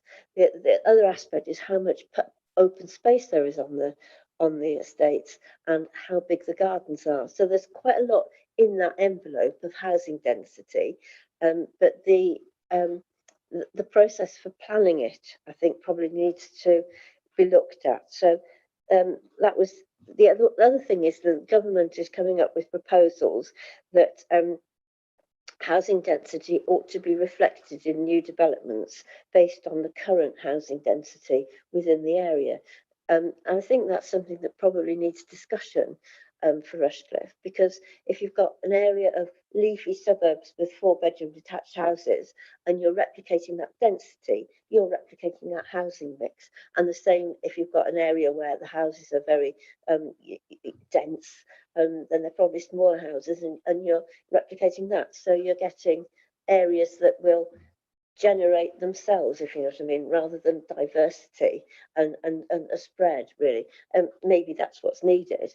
But the recommendations tend to be very broad brush. If it's already very spread out, then you make it spread out to match. But that's not necessarily providing the housing mix that's required in that area. So those were the sort of things that came together, really. One other thing is that it's very important to make the best possible use of land, because if we're supposed to be providing a certain number of houses and we don't have as great a density as we could, or reasonably could, for the housing mix, then we need more land to get those houses. So more fields have to be used. So efficiency, and that comes through in planning policy as well. Yeah, I think those were the sort of things. So there's an officer recommendation that this is dealt with a briefing note.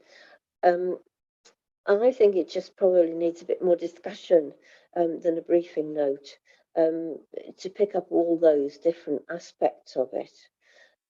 It might be a starting point to say how it's done, but I think scrutiny needs to get under the skin of how it's done and look at how it should be done, or what other things could be done to tackle some of those issues. Okay, thank you. I don't know if that's 5 minutes, but hey. Thank you.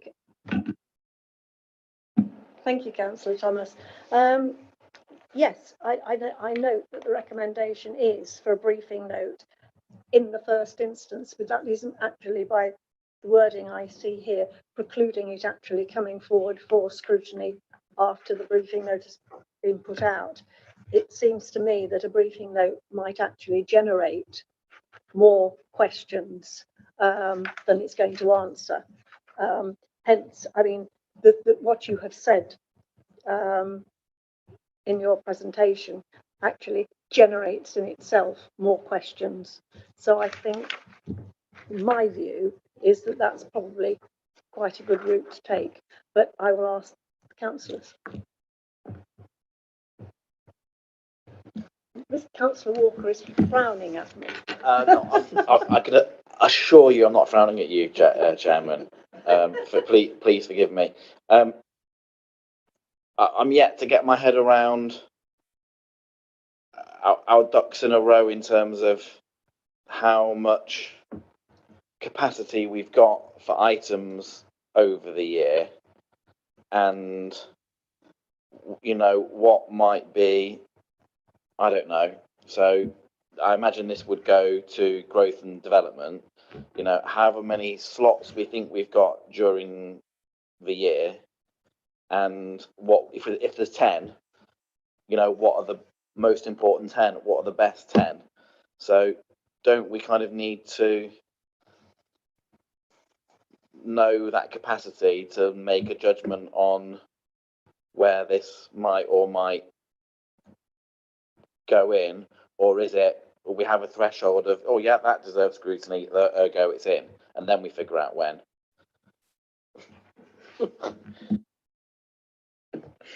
So this is where being new to the group doesn't help you at all. So if you flick forward to Appendix 4, which is the work programmes for each of the groups for this year, you'll see that both communities and growth and development, we tend to schedule 1, but more usually 2 items for each meeting. There are 4 meetings in a year, so therefore the maximum number of items that you're really looking at through the course of the year is going to be 8 items to give things a reasonable debate at the meeting. Now, yes, things can move around, but if you have a look at those documentations, you'll see that actually some of those slots have already been filled. And also when we accept something for scrutiny, we have to give the officers sufficient enough time to line up their ducks, get external speakers in, get reports sorted, make sure that they can bring you the information that you're looking for, and therefore you can have an effective scrutiny debate. So it's about deciding at this point in the meeting, yes, we think this is a valuable scrutiny item, and sort of coming back in 10 minutes further down the line and saying, this is where we think it might fit into an agenda, or actually on reflection, if we're not going to get it for another 12 months because there just isn't enough room, is there a way of dealing with this differently so that you get the information that you need sooner? So it's difficult to know whether we put the work programs first or the discussion of the items first. We've done it both ways, I think, haven't we? This way has been working, but it does require a certain amount of knowledge on your behalf, which obviously we don't expect you to have today.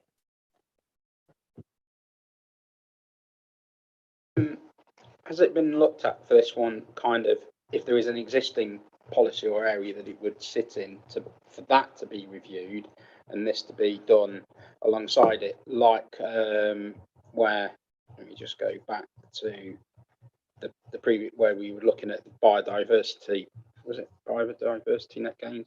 And it was, was it? No, sorry. I'm going to find it. It's not that one. The empty homes strategy, when that was kind of looked at. I'm not saying this one with it, but when we looked at that one, we then felt that it could be reviewed alongside a policy as well, to kind of with the taxation implications. So is there something like that in this instance? Has officers looked at that potentially, not necessarily in this year, but in the next 4 years, that there's a policy that then needs to be reviewed, and this could then form part of that review for that item? I'm not a planning officer or even a planning policy officer, but if you're looking for something that would scoop this up, I'd say it's probably your local plan. Yeah, that's what I thought it was going to. Which means that, I mean, one of the reasons that because what happens with these matrices when they come through is I will take them to our management team, we will discuss them and say, what do we feel? Have we got a good bit of scrutiny here? Do we feel it's necessary? That's why we always make an officer recommendation. The recommendation in this case is briefing note. A lot of this information is about fact-based stuff. So we can get Richard Mapletoft or somebody from our planning team to put information together that means that you're a lot more informed about how all of these issues impact in different areas. Those people who have the privilege of being on the LDF group, of course, will be looking at the local plan and strategic, Greater Nottinghamshire strategic, whatever it's called, the big thing, over the next few years, because that's the big piece of work that they're doing. So this can come into that. And whilst that isn't scrutiny in the same way, it is an awful lot of discussion about how this kind of policy gets implemented.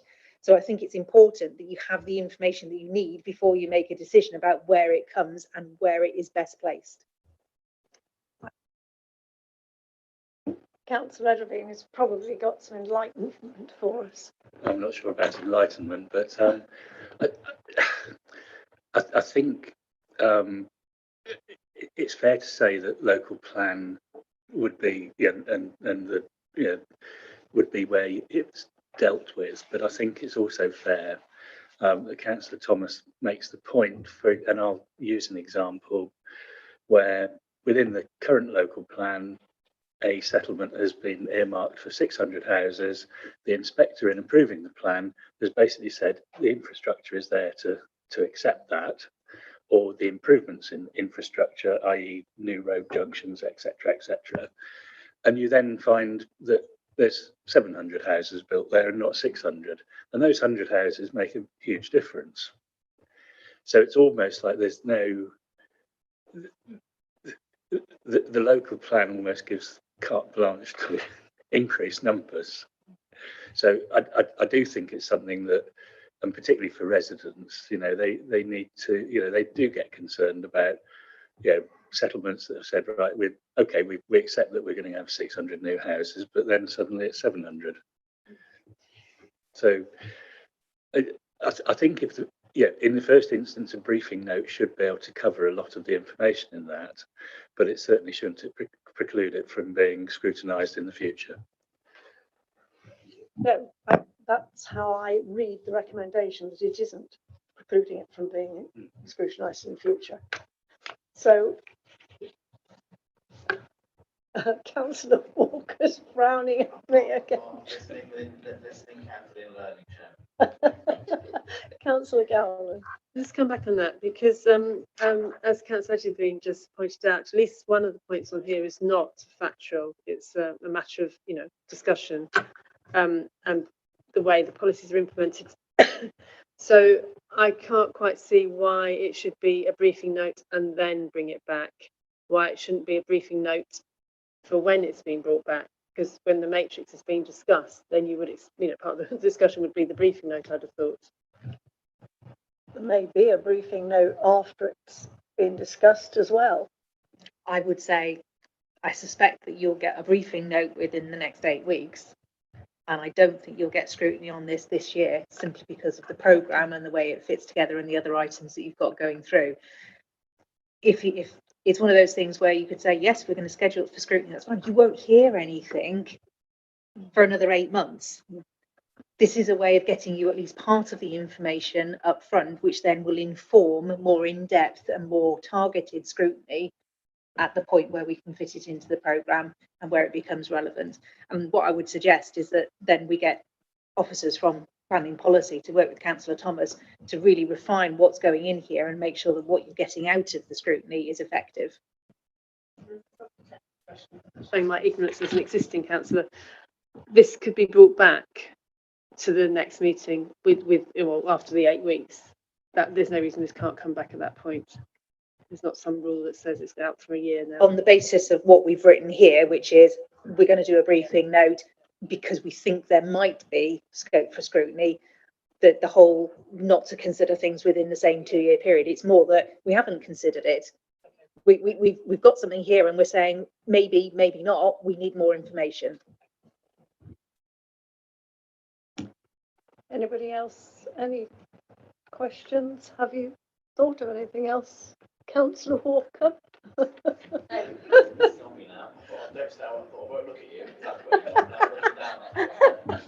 Well, I just thought you were.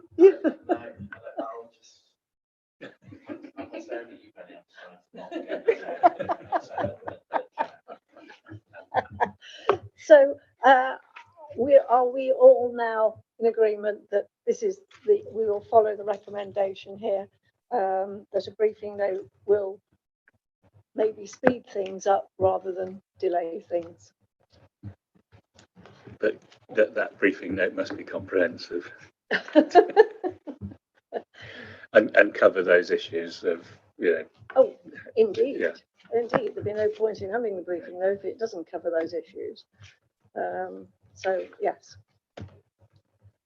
Right, we move to the next topic, which again is Councillor Thomas, but it's in conjunction with officers.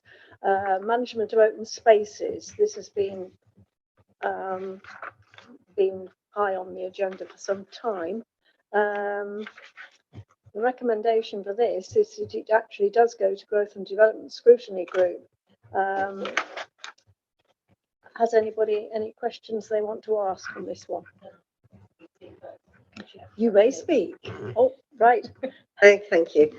Yes, when it says this has been put in by Councillor Thomas in conjunction with officers, I haven't actually interacted with this matrix at all. So it's not quite what I was expecting and hoping that would come forward, really. This is in response to the motion that was actually passed in Council, which I'll read to you. Rushcliffe Borough Council recognises the problems faced in most of the recent new, medium and large housing estates, where ownership and management of public open spaces under private companies, with residents subject to a charge on their homes and unregulated and uncapped charges for public open space, plus additional fees not directly related to maintaining the public areas. Council commits to undertake a full and detailed options appraisal of ownership and ongoing management of this public open space, and then follow due process to change or confirm the policy for future new housing estates by April 2024, and also to seek opportunities to improve the situation in existing new housing estates. So that was what was agreed, and I don't think particularly that necessarily the matrix that's come forward matches that really. I think the issue in the particular issue was the ownership and of the public open space. The fact that it is handed over to management companies in some cases. So I'm just pointing that out really. And the only place that's covered really is in the last bullet point. Is there a role for council with regards to management of open spaces? It doesn't say anything about ownership within new developments, and what are the implications of that? So I think there's a danger that this won't hit the spot that was created in the motion at council, would be my concern. The other concern I've got about it as it's been drafted is that don't get me wrong, I'm very welcome, and I know that they've started on this, and it's very welcome that they're doing it, and I'm not criticising, because I know how much work is going into it, and I am pleased about that. But the other issue is that it's going back over the management of open spaces, and I know there's a need to do that because there are a lot of new councillors, but what we don't need is the problem being defined again, so that people understand it. I think most people understand the problem already. We perhaps need more detail as to, you know, the variance and where issues are happening, but you know, it's not the problem definition and telling councillors about it that's the issue here. It's solving the problem that's the issue. And there's two aspects to it. One is new estates, and the other is existing ones that are all already in this situation. So there's two sort of branches to this really, and it's actually getting people out of this terrible situations that they're in. Rather than going back and rehashing what's already been to scrutiny. So I'm a bit concerned about that really. The other thing I'd suggest is if it does go to scrutiny, that residents are called as witnesses so that people can really dig into what is happening and what the impact is on them. I know that you know that they're doing research phase first, and hopefully they'll be talking to residents in that as well. Yeah, I think that was it really. Thank you. Might I ask, what would you like to see within the matrices which would help to address the questions you have? What would you like to see? It's the issue of the model that's being set up for management of the public open space, in terms of it being the residents pay for a management company, and it's a charge on their, you know, it's a charge on their homes. There are other models for doing it. We could revert to the model we had before, whereby Rushcliffe adopted the space, and I think that needs to be looked at. The possibilities of that needs to be looked at with a commuted sum, to just fund it forward for a while, and that is happening in other councils. They're taking it back, rather retreating from this model, and they're taking it back into ownership, because these problems are just going to stack up over the years, with these estates, and other councils are starting to realise it. But there's a possibility of the estates being adopted and the residents still paying for it, but paying Rushcliffe as part of their rates, the extra money, rather than paying it to these companies. The other thing that I would suggest is that the Section 106 agreements that have been set up on all these different estates are all different, and so different models have emerged. I think even just having, for going forward, having a common set of Section 106 statements. So rather than the developer providing those statements and going away and doing something, Rushcliffe should have in its head how it works and what needs to happen to make it work. You know, so yeah, there's no consistency, there's no direction. If there was some consistency in what was being provided, then we would all know where we were. And well, it might be better, but actually something different needs to be provided, and it shouldn't be down to the developers. That's what I'm thinking about. I don't know. I should say actually that Leslie knows more about this than I. She's done a lot more of the research and everything than I have. Yeah. Thank you. Might I make a suggestion that as this doesn't quite appear to be what Councillor Thomas was wanting to put forward, can we take this back to the officers and look at it again? I would actually like to apologise to Councillor Thomas because I was under the impression that you had been involved in drawing this up on the back of the motion from council. So what I will do is take it back and ask them to do that properly. Well, I might be wrong, but I don't think I have been. I might have forgotten it, but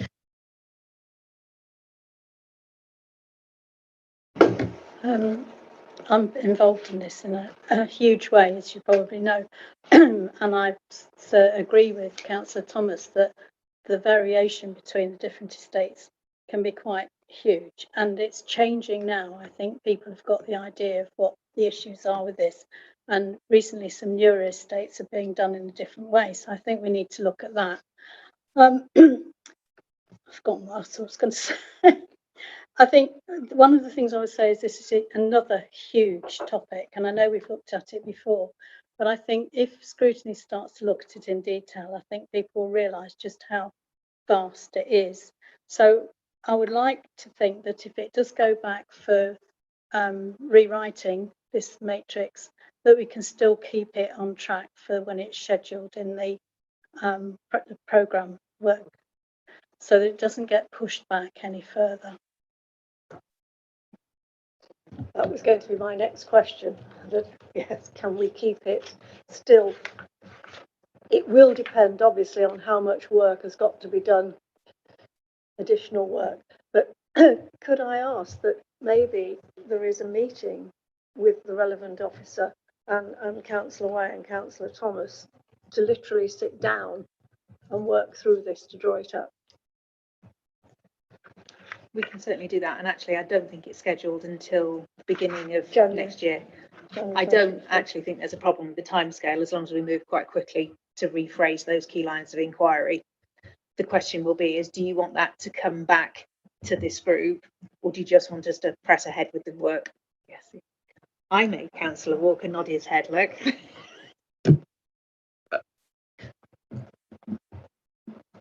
Yeah, look, I think we all know what the problem is, and I think I understand what Councillor Thomas is saying and some of her concerns. I actually think that, you know, understanding what, if anything, other local authorities do does cover some of the things that Councillor Thomas was concerned that weren't going to be covered. But in any event, I'm not in any doubt that we all understand what the problem is.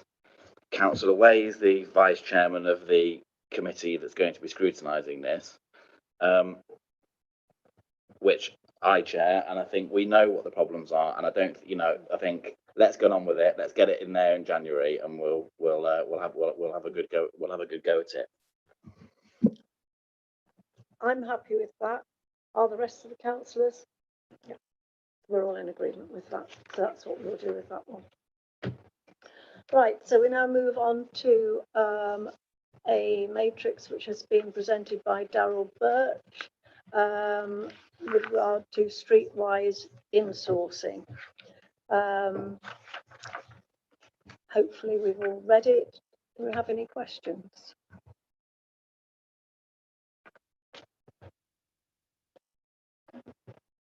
Councillor Plant? I'm sure it's the appropriate question. I'm sort of bemused as to why it was actually brought back in when we did all that work that was many years ago to arm's length, whatever it, TEFL it and TECL it and all of those things.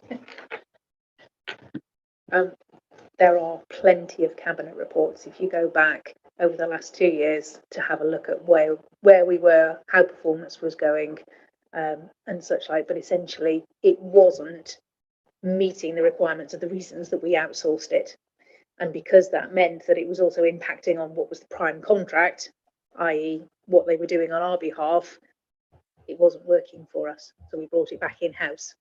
So no, that's fine. But the information is there. It's all gone through cabinet, and I'm sure that if you wanted to go through it with Darryl and Luke, they'd be happy to bring you up to speed.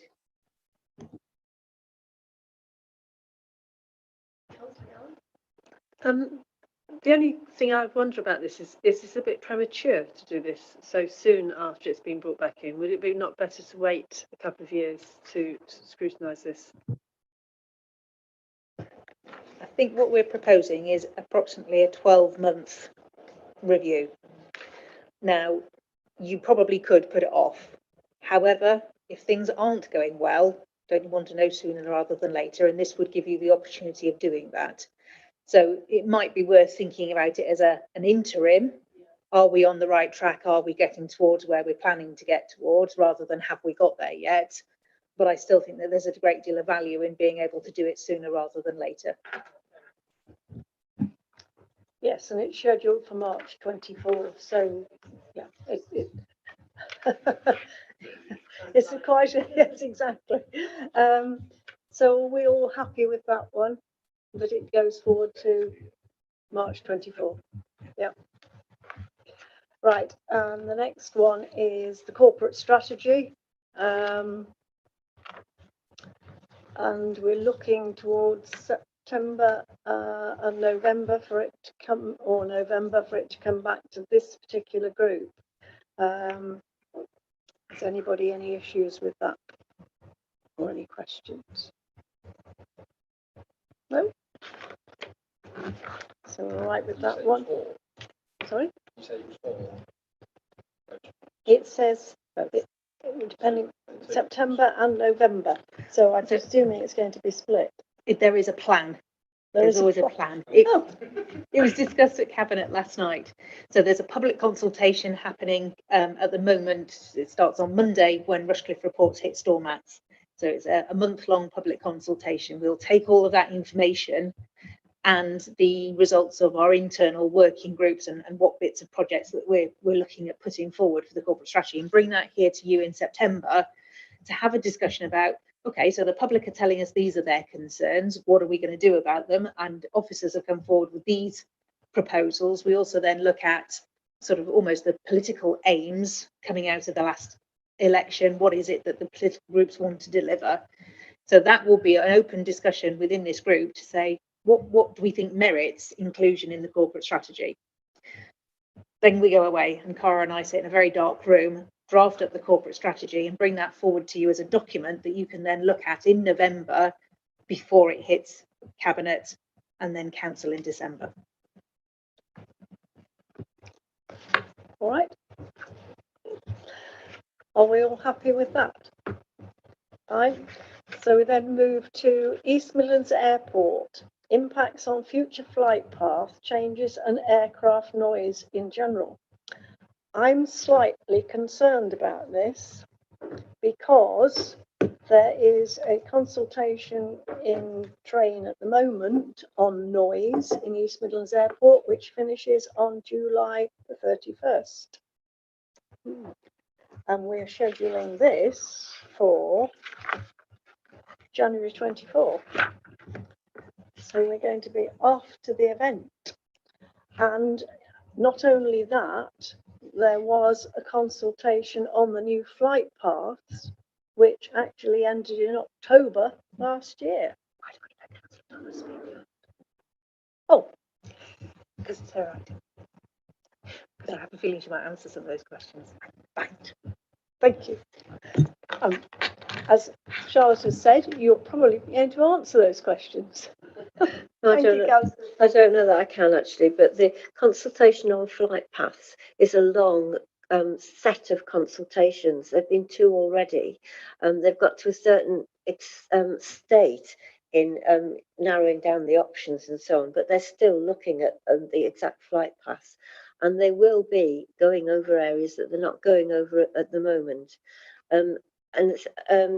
I've been to all the webinars and everything on the consultations, and I've responded as an individual, but I'm also aware that Rushcliffe needs to respond as Rushcliffe to have some overall view. So that's the the flight paths one, which is the one I knew about when I drafted this matrix. The noise one, that consultation, I haven't looked at it yet actually, but that one wasn't out at the time. But I think the main thing really, when I wrote it certainly, was to get them in to talk about the flight paths and have that discussion so that councillors are aware what the options that they're currently looking at, so that Rushcliffe can form a view and feed it back to them. And that was kind of where I was coming from, really. But there's probably more that could be done in terms of noise.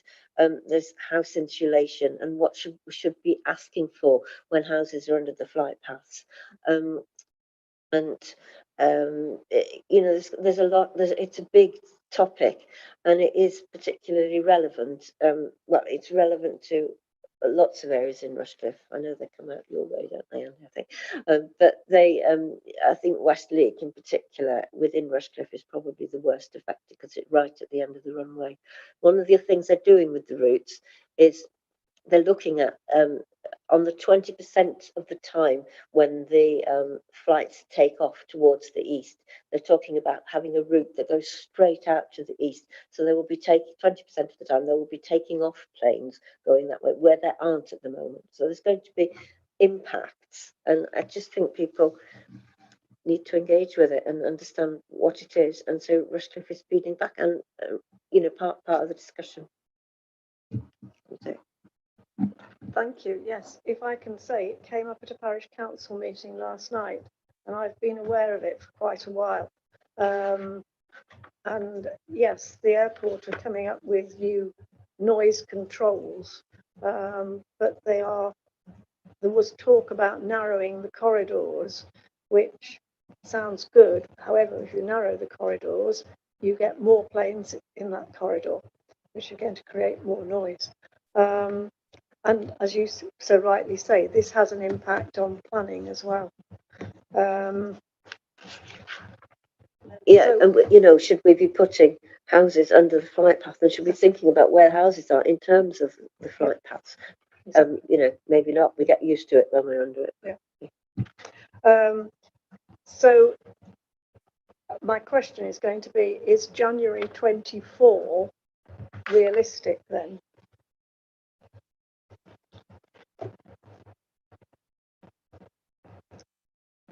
I think I'm right in saying that the consultation on the flight paths is a 5-year consultation in total, isn't it? It's a 5-year plan. It's a set of consultations. They've done phases 1 and 2, and I think they're on phase 3 or something. And I don't know when the next phase is due. Yeah. But there's a certain amount of catching people up with the phases that have gone before, and actually getting this in the diary of the airport people to come and talk to us. I think that's what's needed, is a presentation for them and a discussion around the table. That's what I think. But I think people need to be a little more aware of it, and they don't. When I talk to people, they're quite dismissive of it, and I'm thinking, no, I think you really do need to take this on board. Councillor Williams. I'm just wanting some clarity on kind of what to scrutinise. Are we looking at scrutinising East Midlands Airport, and then also what the borough does around East Midlands Airport as well, like it's been outlined by Councillor Thomas, around what we do with housing and policy around that? Or is it just East Midlands Airport that's kind of being asked to scrutinise? I'm just trying to think of how the topic can be discussed in the scrutiny meeting, if it's kind of two different areas of scrutiny that we're kind of looking at. Well, as I read it, it isn't the airport itself that's being scrutinised, it is the actual flight paths. From my point of view, having read what Councillor Thomas has put forward, I would anticipate somebody from the airport coming forward, somebody who's involved in those consultations and those plans, coming to us and saying, right, this is where we currently are and this is what the 5-year process is. These are what we're proposing at this particular point in time. It sounds like that's quite an evolving situation. And And it's an opportunity, therefore, for councillors, firstly, to understand a lot more about the consultation and the impacts on the community, but also to be able to discuss those, potentially with a view to putting forward a Rushcliffe Borough Council response to that consultation based on the scrutiny that you have done. That's what I thought was the first part. I didn't know if there was then going to be a second part, kind of scrutinising the Borough Council as well around this topic. I certainly haven't picked that up from Councillor Thomas's matrix at this point in time. I think we're looking at the first bit, but maybe Councillor Thomas would like to point out. I think Councillor Williams, I can see where he's coming from really, because I have said, looking at aircraft noise problem in general for communities and homes already affected, there could be consideration of noise insulation standards and so on. There's a whole aspect of managing noise issues and linking it with planning to minimise them for new houses. That is a separate issue, I suppose you could say, from the flight paths. So it could be a part one and a part two. But what I think what Councillor Cumberlack said is that, you know, there is the consultation on noise is now, so it's perhaps, you know, it'll be too late. Yeah. I don't know. Can we put it to officers and say, can you have some influence here? Can you put out a briefing note at least very quickly? I mean, July 31st is just round the corner. Councillor Edderveen, I think, might have. Yeah, I'm trying to remember exactly what the dates are and whether, because it's a whole UK airspace thing, isn't it? That's what's driving it. But a couple of things in terms of the consideration request is actually, yeah, exactly the timing of it and whether having some sort of response. And I do know that, yeah, I was the representative on the Independent Consultative Committee, and as it happens, Councillor Barney is also on that committee as the county councillor member. Just in terms of accuracy, the portfolio holder is not now the representative. So, it's Councillor Brown. But one thing actually that might be worth noting is that this is about departure routes. As far as I'm aware, they don't actually have and I didn't think they were going to introduce an approach route, because I sort of joke that they come up the A46, if they're coming from that direction, they see my house and they turn. Because that's what it feels like sometimes. But at the moment, there is no requirement for an approach route. They don't work in the same way as the departure routes. It's literally when they line up with the automatic landing signals. So, as I understand it, they're changing the way that they're doing that, but it is talking about departures and arrivals, basically. Yeah. Up until now, they haven't had a arrivals route, and it is literally, so it may be that they are looking at that, but at the end of the day, the arrivals route is defined by lining up with the runway, at which point, or wherever the point is that they pick up the automatic landing technology, which of course means that that's by the time they get to Eastleigh and Westleigh, they're definitely picked up on that, and it's a fixed route, but I can't see how they can change it. I think what they're looking at is how they get into that, as it were. Yeah.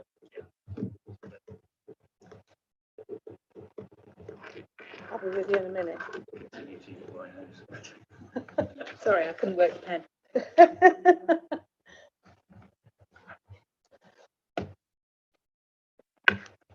Right, I've now confused further.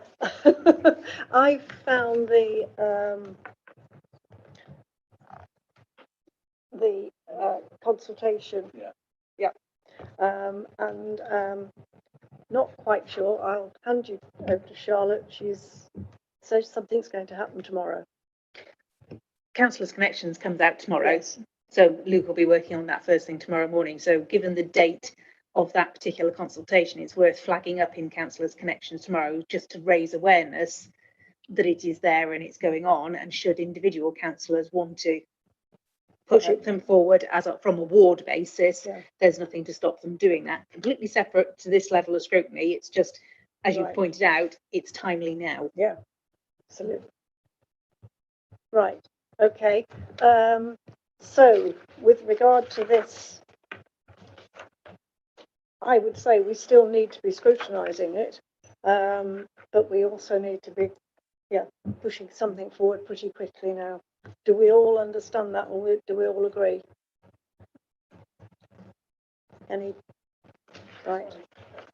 Oh, Councillor Clark. So can you just clarify what we are going to do with this one? The topic is going to be scrutinised as is on January 2024, but in the meantime there's going to be an announcement in Councillors Connections which will come out tomorrow, so that you as a ward councillor can pick it up and feed it into your parishes and get some response. Councillor Williams. Could it be brought forward to October? Because, or is it just with the work programme done that there wasn't anything in January and it was put into January? We're looking at that in a bit, aren't we? So we might be able to. I was going to say, you might be able to juggle things round, although I would say, because this is very, very much dependent on getting somebody from the airport authority to come and talk to you, I wouldn't like to promise that we could do it at any point until we've had that conversation and we know what their availability is like, because kind of like when we did sewerage, if you didn't have Severn Trent coming along, it's kind of a pointless discussion. Can I say to you all that you can register as a stakeholder to get updates from the airport? I'm assuming Councillor Thomas and Councillor Way already do that, but yes, if you flag this up, it will give you the opportunity to register, and then you'll get updates from the airport on what is going on with the consultation. All right, so moving on then to the next matrix, which is model of provision of social housing, and Councillor Gowland, I believe, is going to speak to this one. So, can you put your microphone on and I'll put mine off?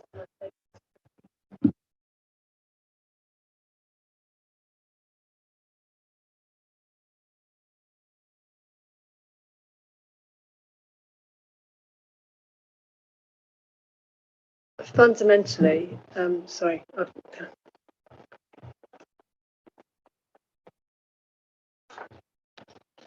fundamentally, we think that we need to revisit how we provide social housing. Sorry, I can't find it. Which is it? Closure 3 or 2? It's this one, isn't it? Which is 3. Thank you. Yeah.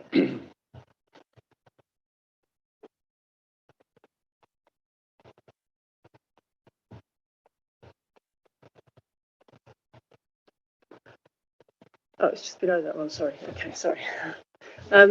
So, as you know full well, the council no longer owns any social housing, but we also know that the current provision of social housing isn't really working, in the sense that we're not filling the gaps that are needed by the residents. So there's not enough housing, I think, for young people, young single people, and particularly I don't think there's enough supported housing really for young families. So when I say supported, I don't mean living in a sheltered community such as the Abbey Park estate that's run by Metropolitan, but I mean family homes with some level of support that you might get from a council, which you do not get from a housing association or registered provider. So I'd like to suggest that the council should bring back some housing into its own control, build some housing, not a lot, a small amount, below the threshold that's actually requires a housing account, but to particularly target the residents who are not served by the housing providers, registered housing providers, and the housing associations, and by the private sector developers. That's what I'm saying.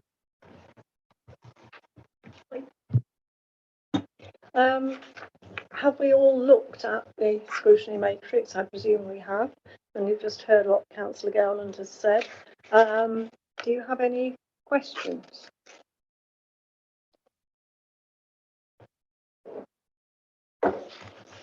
I did notice something on the matrices that the links to corporate strategy hadn't been ticked, and I would have thought it had links to corporate strategy.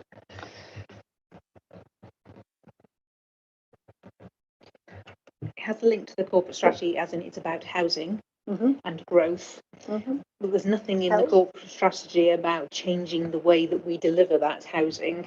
Right. The opposite, in fact, I would have said. Okay. All right. But does anyone have any questions? Councillor Plant? Not questions really. I think it's you know, it is something that without a doubt we should look at.